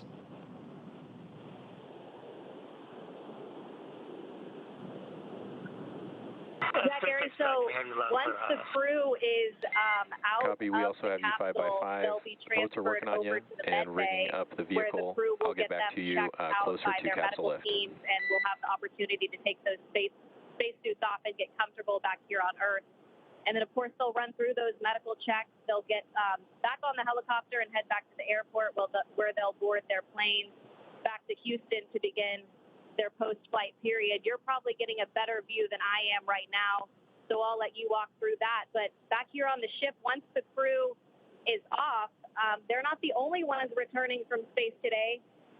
We'll actually stay here a little longer with the cargo team since there was International Space Station cargo returned on this flight. So once we get back to the airport, the cargo teams will begin doing cargo processing, taking photos of all of the articles that were included in the cargo, and they will pack all of that into box trucks that will take them back to various NASA centers. But Gary, an overall beautiful splashdown tonight, and I hope it was the same for you back in Hawthorne. Absolutely, Courtney. We've been getting some fantastic views. Thank you so much for that report. That was Courtney Beasley out on the recovery ship, providing live coverage from the landing site just off the coast of Jacksonville. We're back in the action now, seeing some of the views from the recovery vessel and the recovery operations team, including helicopters, fast boats, jet skis, and of course, we're getting views from some of the ships that are standing by, waiting to actually pull Dragon out of the water.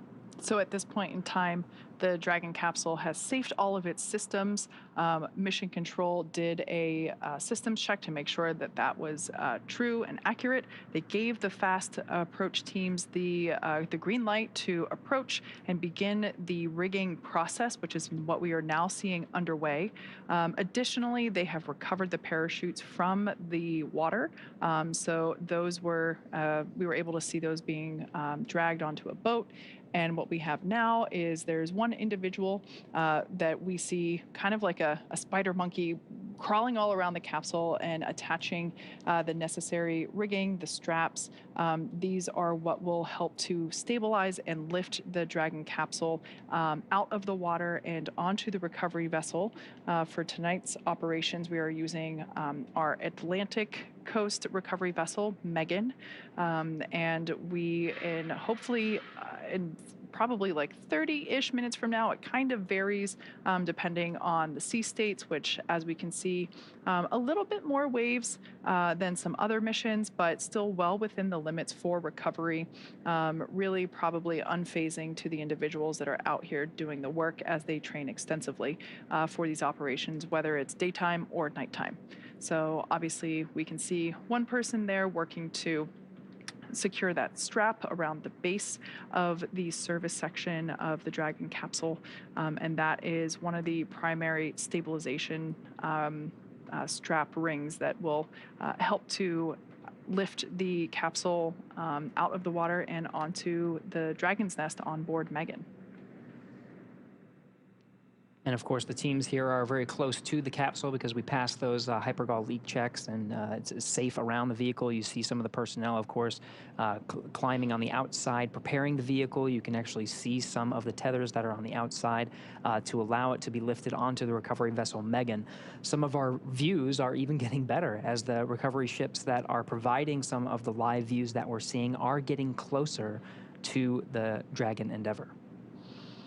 Yeah, as I mentioned before, this is one of the coolest but also frustrating moments of recovery for me personally, just because obviously for safety reasons, we have to station the recovery vessel and team a safe distance away from the intended splashdown target.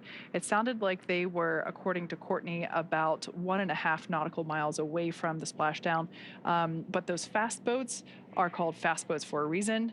The primary recovery vessel, Megan, is not a fast boat, so it does take about 30 minutes for it to reach the capsule, essentially. So it's great because we see the views get closer and closer slowly, but just because I love to see the action as soon as possible, I wish it was a little bit closer, but that's just me. It's great to get some of these thermal images. Of course, over on the East Coast, it's well past midnight, so very dark out there, but still getting some fantastic views. The recovery forces are not necessarily getting our views. You know, they don't have the thermal cameras. They're getting eyes on the vehicle. This is what they're saying. This is an precisely actual visible spectrum. Yes, with the visible spectrum, because of course the vehicle is being lit by spotlights, and you can see the fast boat itself has lights. So there's plenty of opportunities to make sure they have the capsule well within view, and all the teams that are surrounding and different recovery ships and different recovery vessels are aware of the capsule's presence.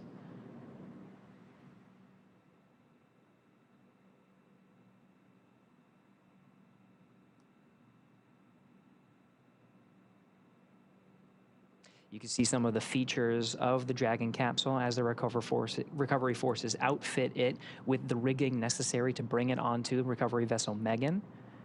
Some of the circles you see in front of the individual that's on the Dragon capsule, that's where those parachutes were deployed from. Above that is the nose cone, which is, of course, closed prior to re-entry. It was open through the duration of most of the flight of Dragon to and from the International Space Station. It needed to remain open to perform that deorbit burn to, of course, successfully get home. But now it's closed, and you can see provided the protection necessary from the plasma buildup through the Dragon's re-entry. Some of the dark circles you see at the front of the vehicle, and by front I mean where that individual is on the capsule. The darker circles are some of the outlines of where those service section Dracos are, and the brighter white area is actually the base of the Super Draco engines, and these are inhibited once it gets into orbit, but are very much necessary through the launch phase. In the event of any abort that is necessary, it would be those Super Dracos that you're seeing, the bright white area, that would fire and provide enough thrust capability to escape a speeding Falcon 9 rocket.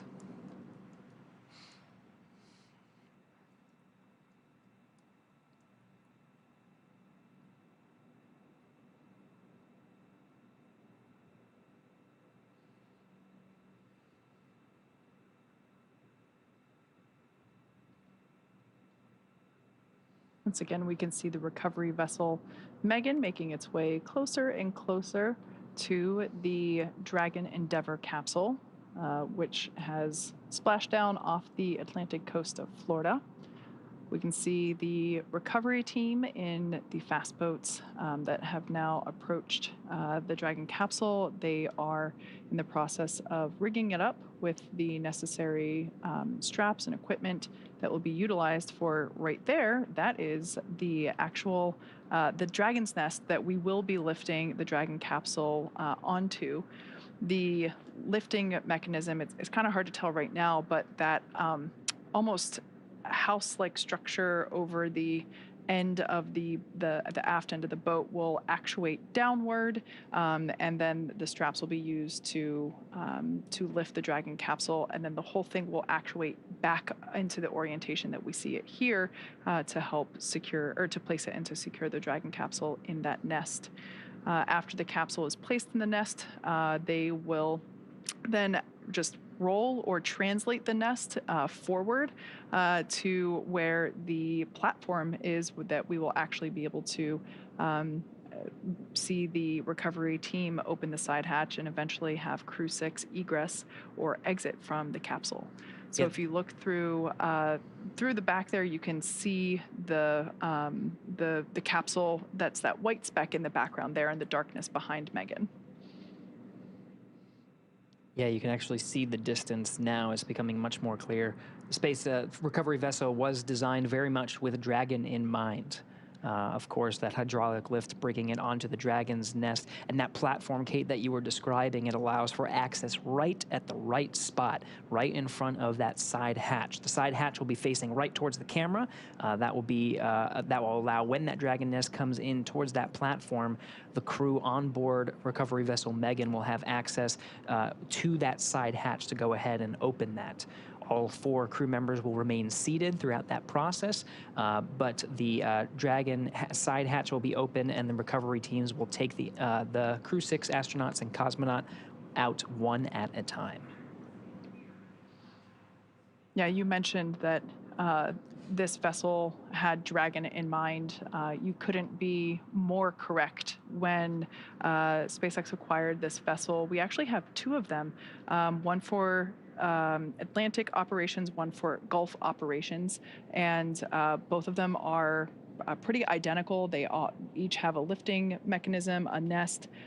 We basically designed the interior and exterior of the vessel to accommodate efficient and speedy operations for Dragon recovery. In addition to these physical recovery assets, there are also medical bays where each crew member will get a quick medical checkout by the flight surgeon after egress, as well as a helicopter deck that in some instances is utilized to have the crew depart from there. So it is definitely a bespoke boat, if you will, a vessel for these Dragon recovery operations. And it's quite necessary because we want to make sure that these operations are as efficient as possible. We don't want to leave the crew in the water or in the capsule any longer than they need to be. So we really try to make sure that this is as efficient as possible. And certainly this vessel, both vessels, because like I said, they're pretty much mirror images for both Gulf and Atlantic coast operations. We make sure that they are as smooth as possible.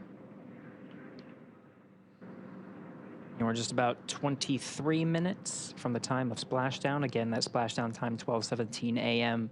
Eastern Time, 9:17 p.m. Pacific. So we're already closing in on the vehicle. The recovery teams at this point, just to do a quick recap, have done initial checks of the spacecraft to make sure there was no hypergol leaks, any hazardous gases or materials, just to do a quick sniff check and make sure that the spacecraft was safe to approach. Once that was cleared, we saw some individuals on the Dragon capsule outfitting it with the rigging necessary for those straps you see on recovery vessel Megan. That hydraulic lift will bend forward and be attached to the Dragon capsule and be lifted off right onto that beautiful, perfectly Dragon-designed little disc you see on the Dragon nest. That's where Dragon will rest very comfortably to allow access to the crew. So that has happened over the past 24 minutes or so. And we are making great progress right on the timeline for the recovery ship to arrive. Dragon, SpaceX, be advised, we're transitioning the forward link over to the recovery vessel. Comm will be unavailable for approximately 5 minutes. SpaceX Dragon top.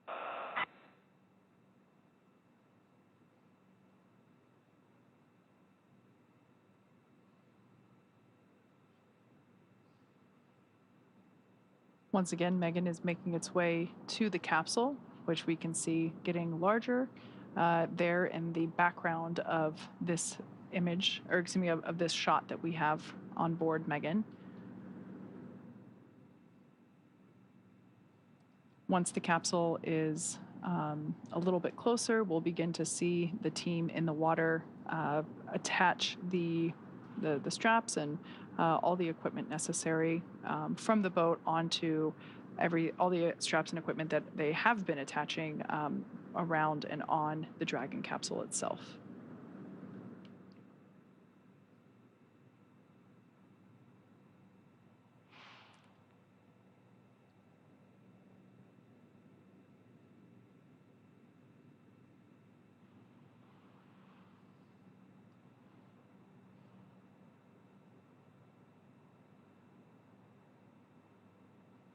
We can see the recovery team member, who is the individual that basically crawls around on top of the capsule itself, still on there.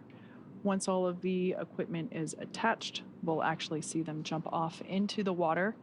I imagine that for that person, that is probably one of the most exciting parts of their job. Definitely not something that I personally would look forward to. Something else that we also sometimes see with these night recoveries is due to the lights near the water, bugs will be attracted occasionally, as well as smaller fish. And so we might actually see some dolphins, as we have in the past. Sometimes they come out because the hunting is maybe a little easier with them attracted to the water surface with all this, the light. Obviously, we need lots of light to ensure safe operations as we're progressing through these recovery steps.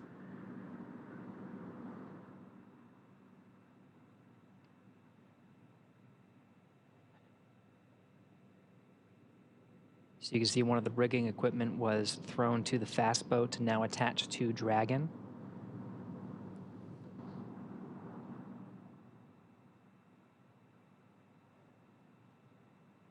Again, this is on a hydraulic lift that will safely lift a Dragon capsule out of the water and onto that disc you see at the bottom of your screen. The recovery forces here have trained time and time again for this operation, have a good sense of what to do in this particular scenario. This is one of the better case scenarios for Dragon. We talked about it landing in a stable 1 configuration. That would be lifting the capsule off when it's upright. There are different configurations that the crews are trained to accommodate.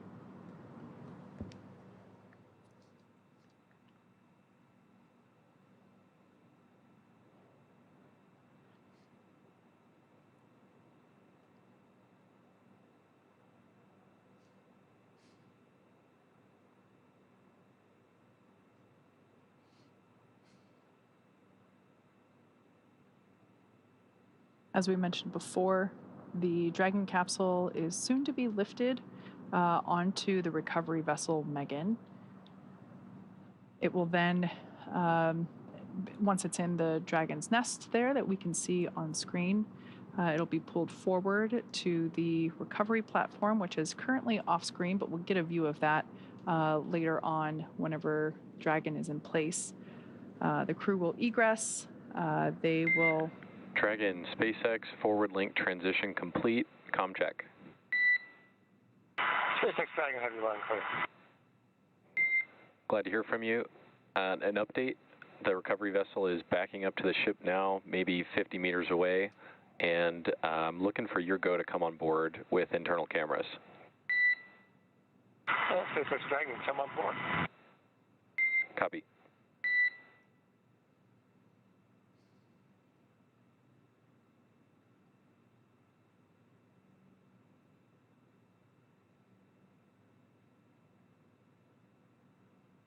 At this point in time, rough estimation for crew egress is anywhere between 15 to 30 minutes, depending on how additional safety checks pan out, and how quickly we can get the team, the capsule onto the recovery vessel that you see there.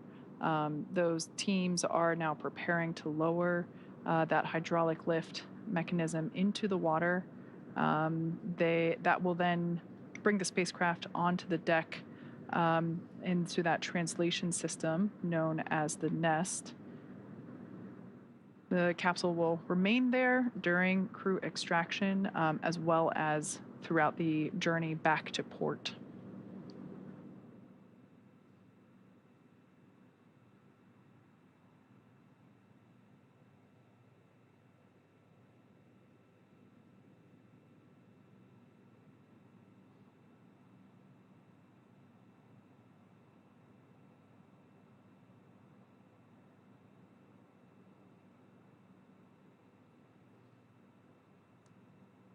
So one of the lines of the hydraulic lift has now been thrown to the rigger. The hydraulic lift is now moving into position, moving forward.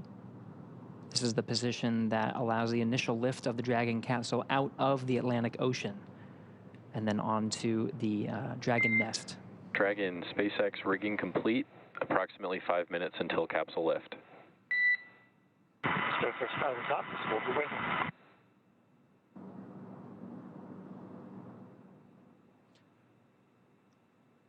So the clock starts now at 9:48 p.m. Pacific time, 12:48 a.m. Eastern time. We'll be looking for Dragon to be lifted out of the water at approximately 9:53 p.m. Pacific, 12:53 a.m. Eastern.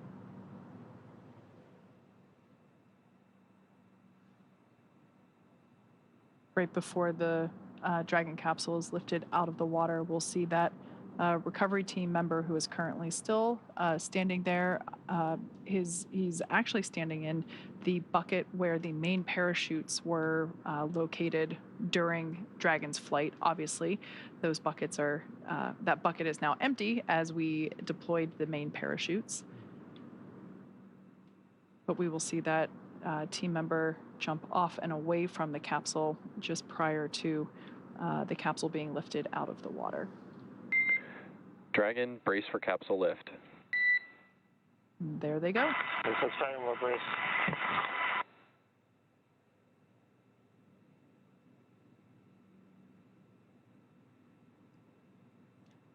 We mentioned a couple of times the recovery team's familiarity with these operations and able to move a little bit quicker. They prepped the crew for about 5 minutes of capsule lift. That happened in just a couple of minutes. And it looks like we are starting to see the capsule be lifted out of the water. We can now start to see the heat shield. Dragon now in the air, the hydraulic lift being activated and will be utilized to center Dragon on the nest there at the aft end of the vessel. I love this view because you can see the state of the heat shield. It did such incredible work during atmospheric reentry.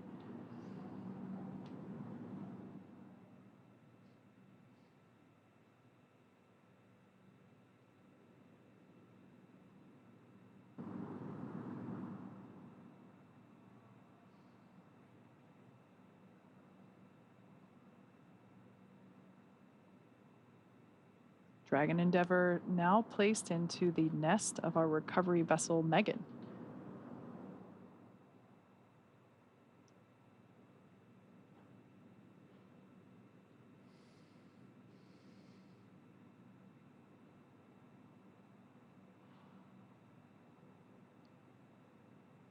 Here's our first view inside the Dragon capsule after they made their splashdown. I was just doing some quick math. We had splashdown at 9:17 p.m. Pacific. It's now 9:51, so just 34 minutes. That's like a pretty efficient recovery operation indeed.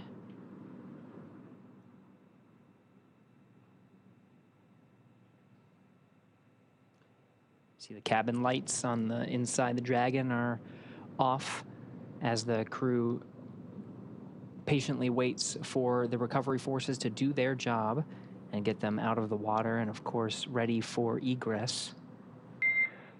Dragon, I'm happy to see you safe and sound on board. Personnel are completing their final checks. Stand by for translation across the deck to the egress platform. SpaceX Dragon copies, we'll be waiting.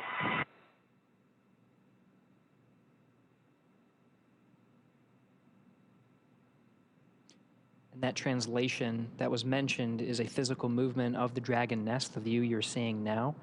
The capsule itself will be moved further inwards into the recovery vessel, where there is a platform waiting. And you can sort of see in the middle of your view of Dragon, there is that nice square feature. That is the side hatch. When the Dragon nest moves into the recovery vessel towards that platform, it allows the recovery teams that are on that platform to perform the operations of opening the hatch. The teams you've seen so far have been responsible for the rigging and the operation of the hydraulic lift to bring the Dragon capsule onto the Dragon nest. Now they'll hand it over to the teams that will get the Crew 6 astronaut and cosmonaut safely out of the capsule. Yeah, it's important to note that all 4 crew members will be getting assistance from the recovery teams while they exit the capsule. It's the same process for any returning crew from a long duration mission. And it makes sense because returning to, our environment here with gravity can really wreak havoc on our bodily systems and especially those that are responsible for balance and control. So we will be providing assistance, but I'm sure we will be seeing smiles and thumbs up along the way. Yeah, that's one of the main reasons. Of course, we've been talking a lot about the operations, but really we should mention the science. Of course, the reason the Dragon is returning from space is because their mission, the Crew 6 astronauts and cosmonauts, was a 6-month expedition on board the International Space Station, an orbiting laboratory for science, maintenance, technology demonstrations. It's the lab that allows gravity to be taken out of the equation, and you can find some new and interesting things about many different parts of science: physical science, biological sciences, and of course human sciences. You can learn a lot about the human body, and that's very necessary for learning how humans adapt to space and, of course, returning from space to a one-gravity environment. Very necessary for understanding how to send humans further into the solar system, to the moon and to Mars.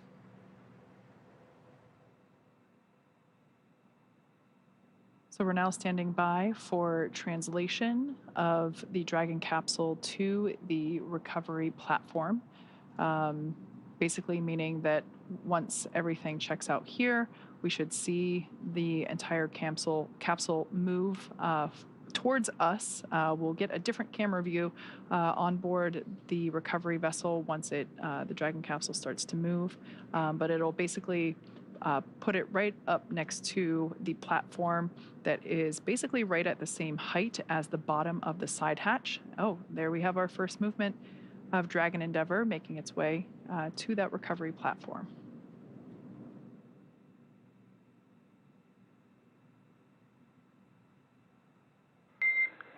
Dragon, I'm noticing the cabin lights are off. I'm wondering if you had them off specifically for re-entry. SpaceX Dragon, we did, and you turned them on us. We're enjoying the nice calm lighting. What are you turning the back off again? Good.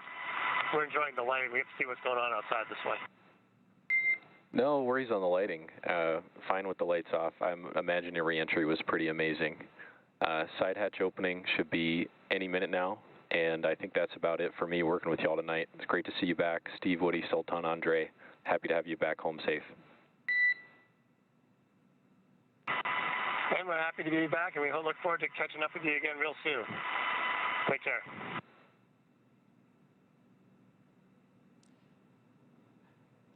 It's an important note. The crew has the ability to toggle lights on and off, and turning them off during the re-entry phase. There are those windows that we've been seeing. All right, Dragon, I know I said goodbye. I'm back, and I'm wondering if you can indeed turn the cabin lights on for the recovery team to come inside. Absolutely, we'll take care of that. And they're on now. So we'll be seeing those lights turn on here momentarily, but again, they've been off in this configuration, so if you're trying to imagine what the crew was experiencing during re-entry, it was with the darkness, but there are those windows on the Dragon itself, and through the plasma buildup, they were able to see some of the plasma come through the windows and really get to experience the full experience that is re-entering from space into the Earth's atmosphere, and just sit back and relax and enjoy it. Yeah, that also makes sense given that it is dark out, and for them to be able to, where possible, see the recovery operations happening outside. Yeah, same reason why as kids we're not allowed to turn lights on in the car when mom and dad are driving at night because you can't see very well outside. So that makes a lot of sense. But we did ask them to turn them back on just so that were able to help the crew egress. Once the side hatch is open, the flight surgeon will be the first person to poke their head in and just do a quick thumbs up scan of all 4 crew members to make sure everything is good. But what we're doing right now on the outside of the capsule, we're doing additional safety checks. We saw momentarily some of the recovery team, they had face masks on. This is personal protective equipment, or PPE. It's basically a respirator to allow them to breathe clean air. They're just going to do some additional sniff tests for any lingering hypergol vapors. Once again, the onboard propellants that we use, nitrogen tetroxide and monomethylhydrazine, are toxic if we come into contact with them or we breathe those vapors. So just that, once again, ensuring full safety for the recovery team on board, as well as the crew as we prepare to open that side hatch. We want to make sure that none of those vapors are lingering. Side hatch, if we get these views from the inside, we'll also be able to alternate from the outside, is now open. You see the recovery team is open and waving to the crew. First humans that the Crew 6 has seen on the ground in 6 months. Looks like we got some fist bump action, thumbs up. Seems like the crew is in pretty good spirits after their journey back home. We're not getting audio, but I am getting reports that on the recovery ship there was a big round of applause from all the recovery team on recovery vessel Megan as soon as that side hatch opened for the crew, congratulating them on a successful mission and successful return home.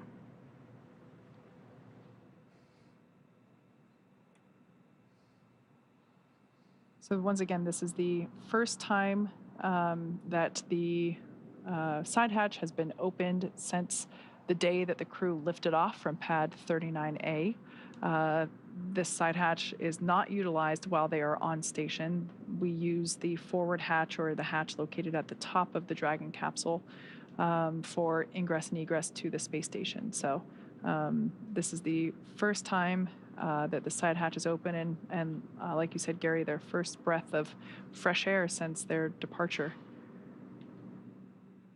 So we'll also see the SpaceX recovery team, perhaps they already installed it, but I think they did. It's a protective casing around the side hatch. As we mentioned before, we do reuse these capsules. This is actually the 4th flight for this particular capsule, so to help make sure that we protect the hardware as well as the spacesuits themselves, we want to make sure that that side hatch has a little bit of protection. So there's a small piece that they put around the edge to help protect it. Looks like we're getting some initial photos of the crew's return while continuing to secure that side hatch. Make sure it stays in the upright position while the crew is making their way out. Again, we will be providing assistance to all 4 crew members as they egress, as returning to our 1G environment, our 1 gravity environment here on Earth can be difficult after spending so many months in space. Once again, this crew lifted off in very early March, so they've certainly been enjoying microgravity for a while. It's important to note all the team members it takes to perform a successful recovery operations. We have specialized personnel out to drive the fast boats and secure rigging equipment, operate the hydraulic lift to bring Dragon onto the Dragon's nest and move it into position. Now we have specialists that are dedicated to understanding the Dragon's systems, successfully opening up the side hatch and knowing the insides of the Dragon vehicle to basically unbuckle the 4 crew members from the vehicle and start bringing them out one at a time. We, of course, have medical personnel on board, with medical facilities on board as well, to provide standard checks and test the health of the crew, make sure they're feeling good.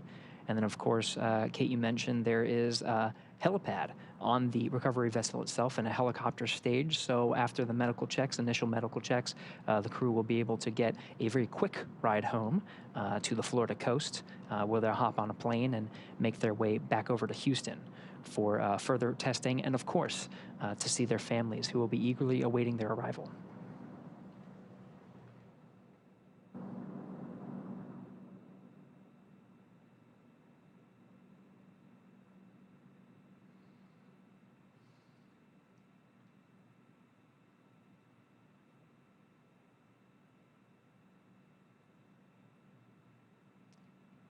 It's important to note that Stephen, Woody, Sultan, Andre will be getting assistance from these recovery teams while exiting the capsule. This is the same process for any returning long-duration crew members, as returning to the gravity environment can be a big toll on the vestibular system, responsible for maintaining balance and motion.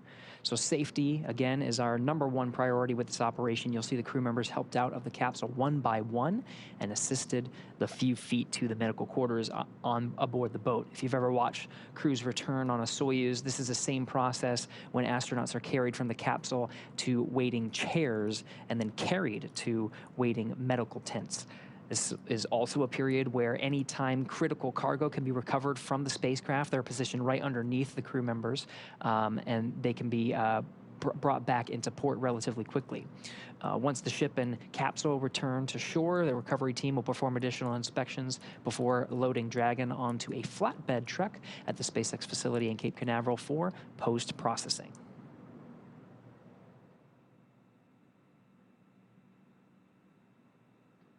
As part of the effort to make sure that there's a bit more room for crew egress within the capsule, we are currently detaching and removing the footrests that we saw attached to each of the 4 seats inside Dragon. This just helps to create a little bit more space and enable the crew to get out a little bit easier. We'll also likely see them put a small slide up against the side hatch, and that will allow the crew to kind of slide out a little bit to egress a bit easier.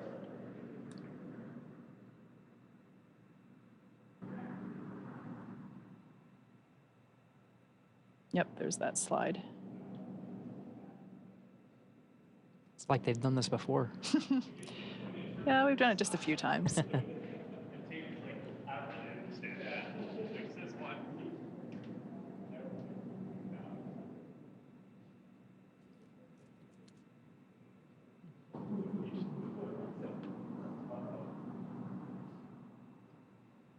We're now standing by for egress of the Crew 6 team.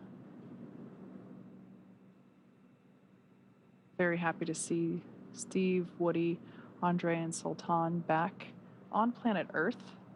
I'm sure they are also excited to come out, and as you mentioned, it's after the medical checks, they'll hop in the helicopter and go home, a quick ride. So I bet they're all getting really excited for the opportunity to see their families really soon. And of course, the change of gravity from microgravity to 1G can be taxing on the body. So throughout that whole process, through the medical checks, through the helicopter ride, the plane ride, the crew will have facilities and will have the ability to rest through much of that journey. As, of course, this has been a taxing journey for them, and they'll have well-deserved rest along their journey back home to Houston.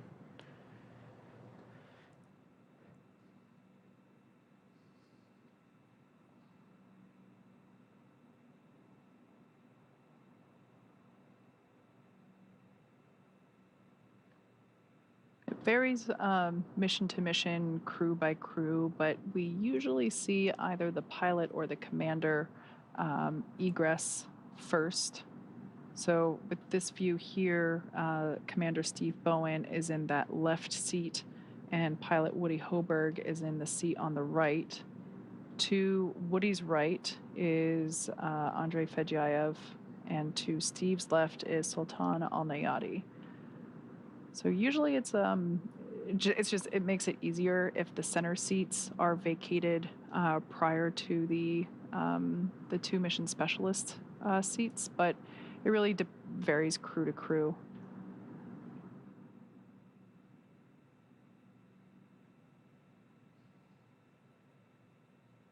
We did see them detach and remove the footrests from all 4 seats to also help add a bit more moving room within the interior of the capsule.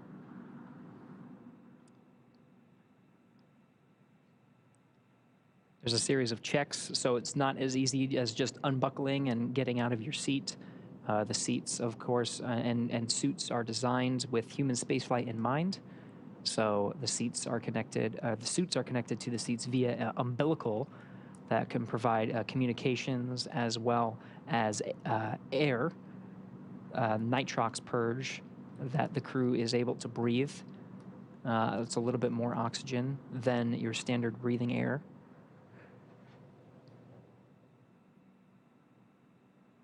And so there is some technical specifics to get them egressed. So it is quite a process. So we're just standing by for them to get out of their seats.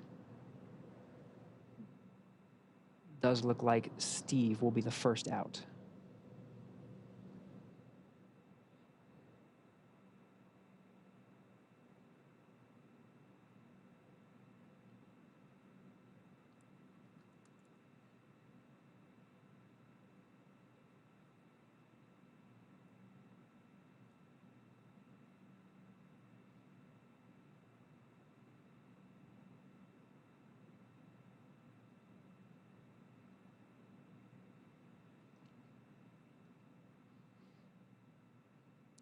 NASA astronaut Steve Bowen, the first to exit the Dragon spacecraft.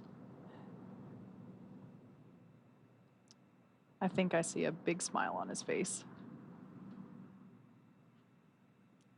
Helped up by the recovery teams.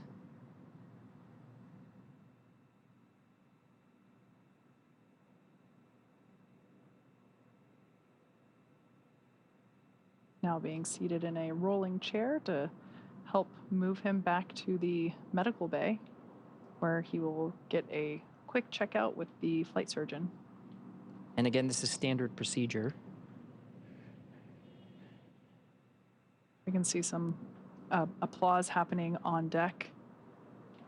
Looks like our pilot, Woody Hoberg, will be the next to egress.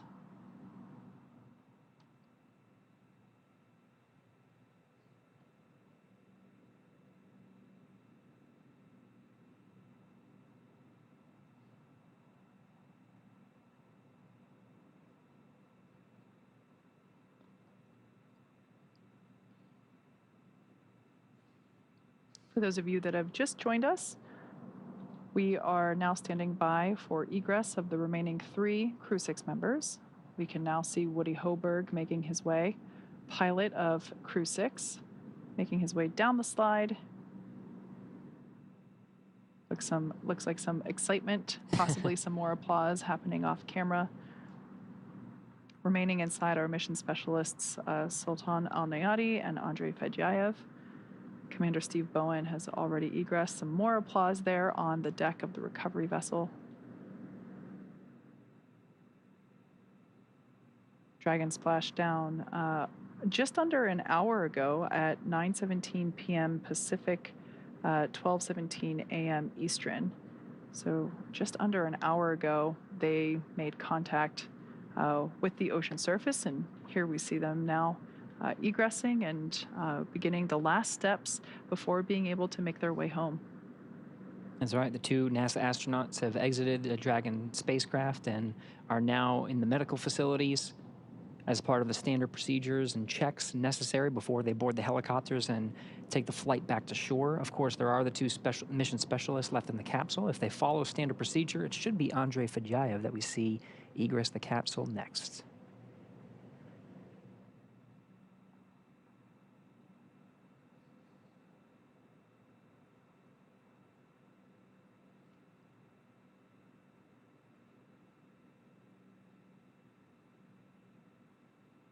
Gary, you mentioned standard procedure. I think that's an important thing to note, that in addition to the teams rehearsing both joint operations, everywhere from pre-flight training to the things that they were doing in space to the things that they were monitoring while Dragon was on orbit and making its way home. Everything is very carefully choreographed in terms of the process in which we execute these operations.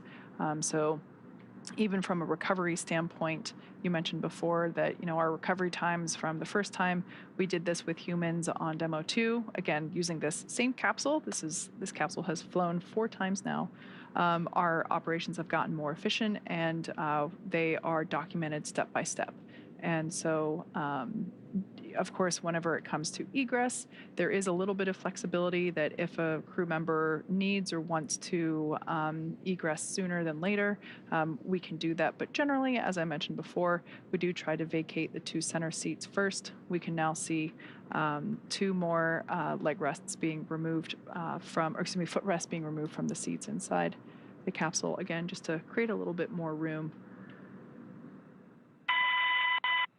Yeah, you mentioned the efficiencies, Kate. We're inside of an hour now, and this is from the moment of splashdown at 12:17 p.m. Eastern. It's now 1:14, or 12:17 a.m. Eastern, rather. So it's now 1:14 a.m. Eastern, and we're seeing the 3rd crew member egress. So we're just an hour, really, after splashing down that the crew is able to set foot on the recovery vessel.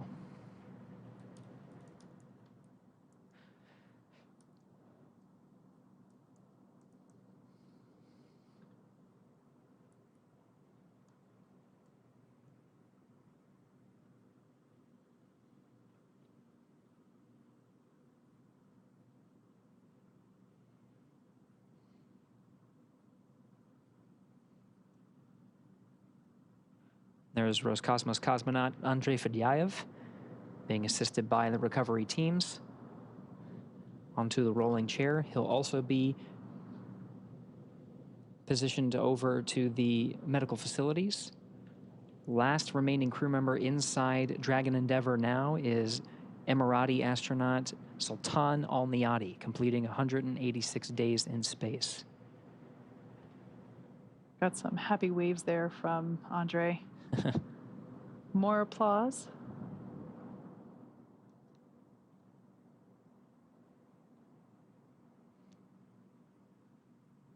And the last footrest being detached from Sultan Al Neyadi's chair.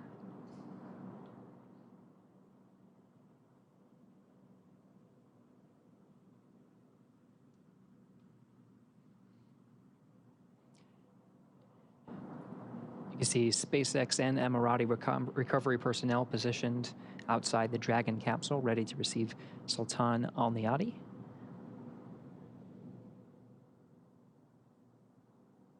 Again, he is the last remaining crew member inside Dragon Endeavour.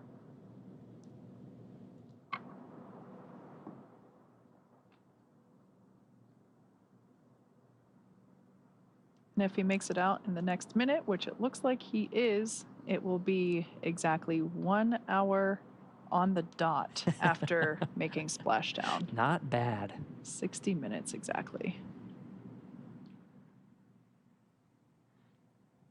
So once again, nominal operations are to assist all crew members to the medical bay. The return to gravity can be pretty jarring on the human body.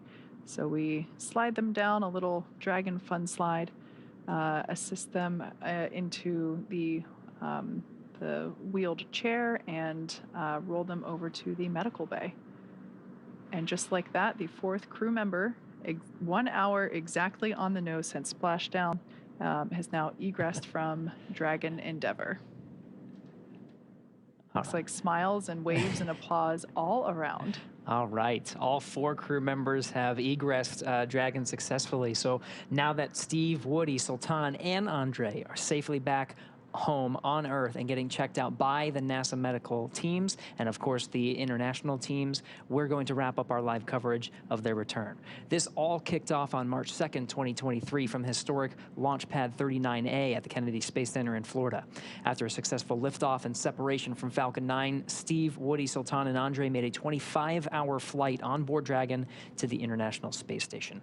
Since arriving at the station, they spent nearly 6 months as members of Expedition 68 and 69, executing science experiments, spacewalks, and repairs while aboard the orbiting laboratory, actually more than 6 months. That's right.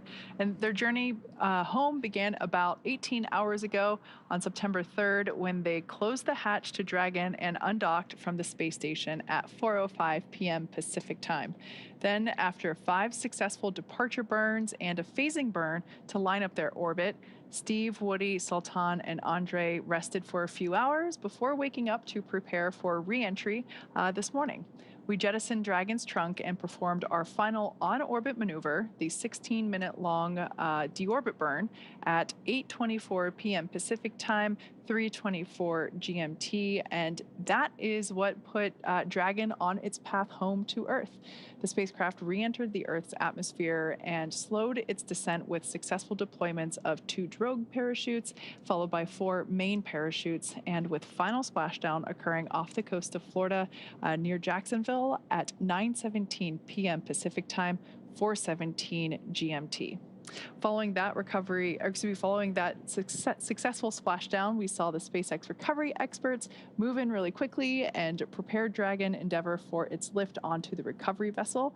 And just almost exactly an hour following splashdown, we saw Steve, Woody, Sultan, and Andre make their way out of Dragon and into the recovery ship's medical facilities, safe and sound. So after the medical facilities and medical checks, they'll catch a helicopter flight back to shore where they'll transfer to the aircraft that will take them home. Steve, Woody, Sultan, and Andre will take a NASA plane for the short flight back to Houston, and later Andre will fly back to Russia and Sultan to the UAE. They'll be reunited with families to bring an end to the mission. It's been an honor and a privilege to share their journey with all of you as we continue in this new era of human spaceflight. Return today marks the end of the direct handover that we just executed after successfully launching the Crew 7 mission to the space station just a little over a week ago. It has been an incredible honor and joy to share this mission with the public. All the teams from SpaceX and NASA continue to work hard to keep America leading the world in human spaceflight. Continue to follow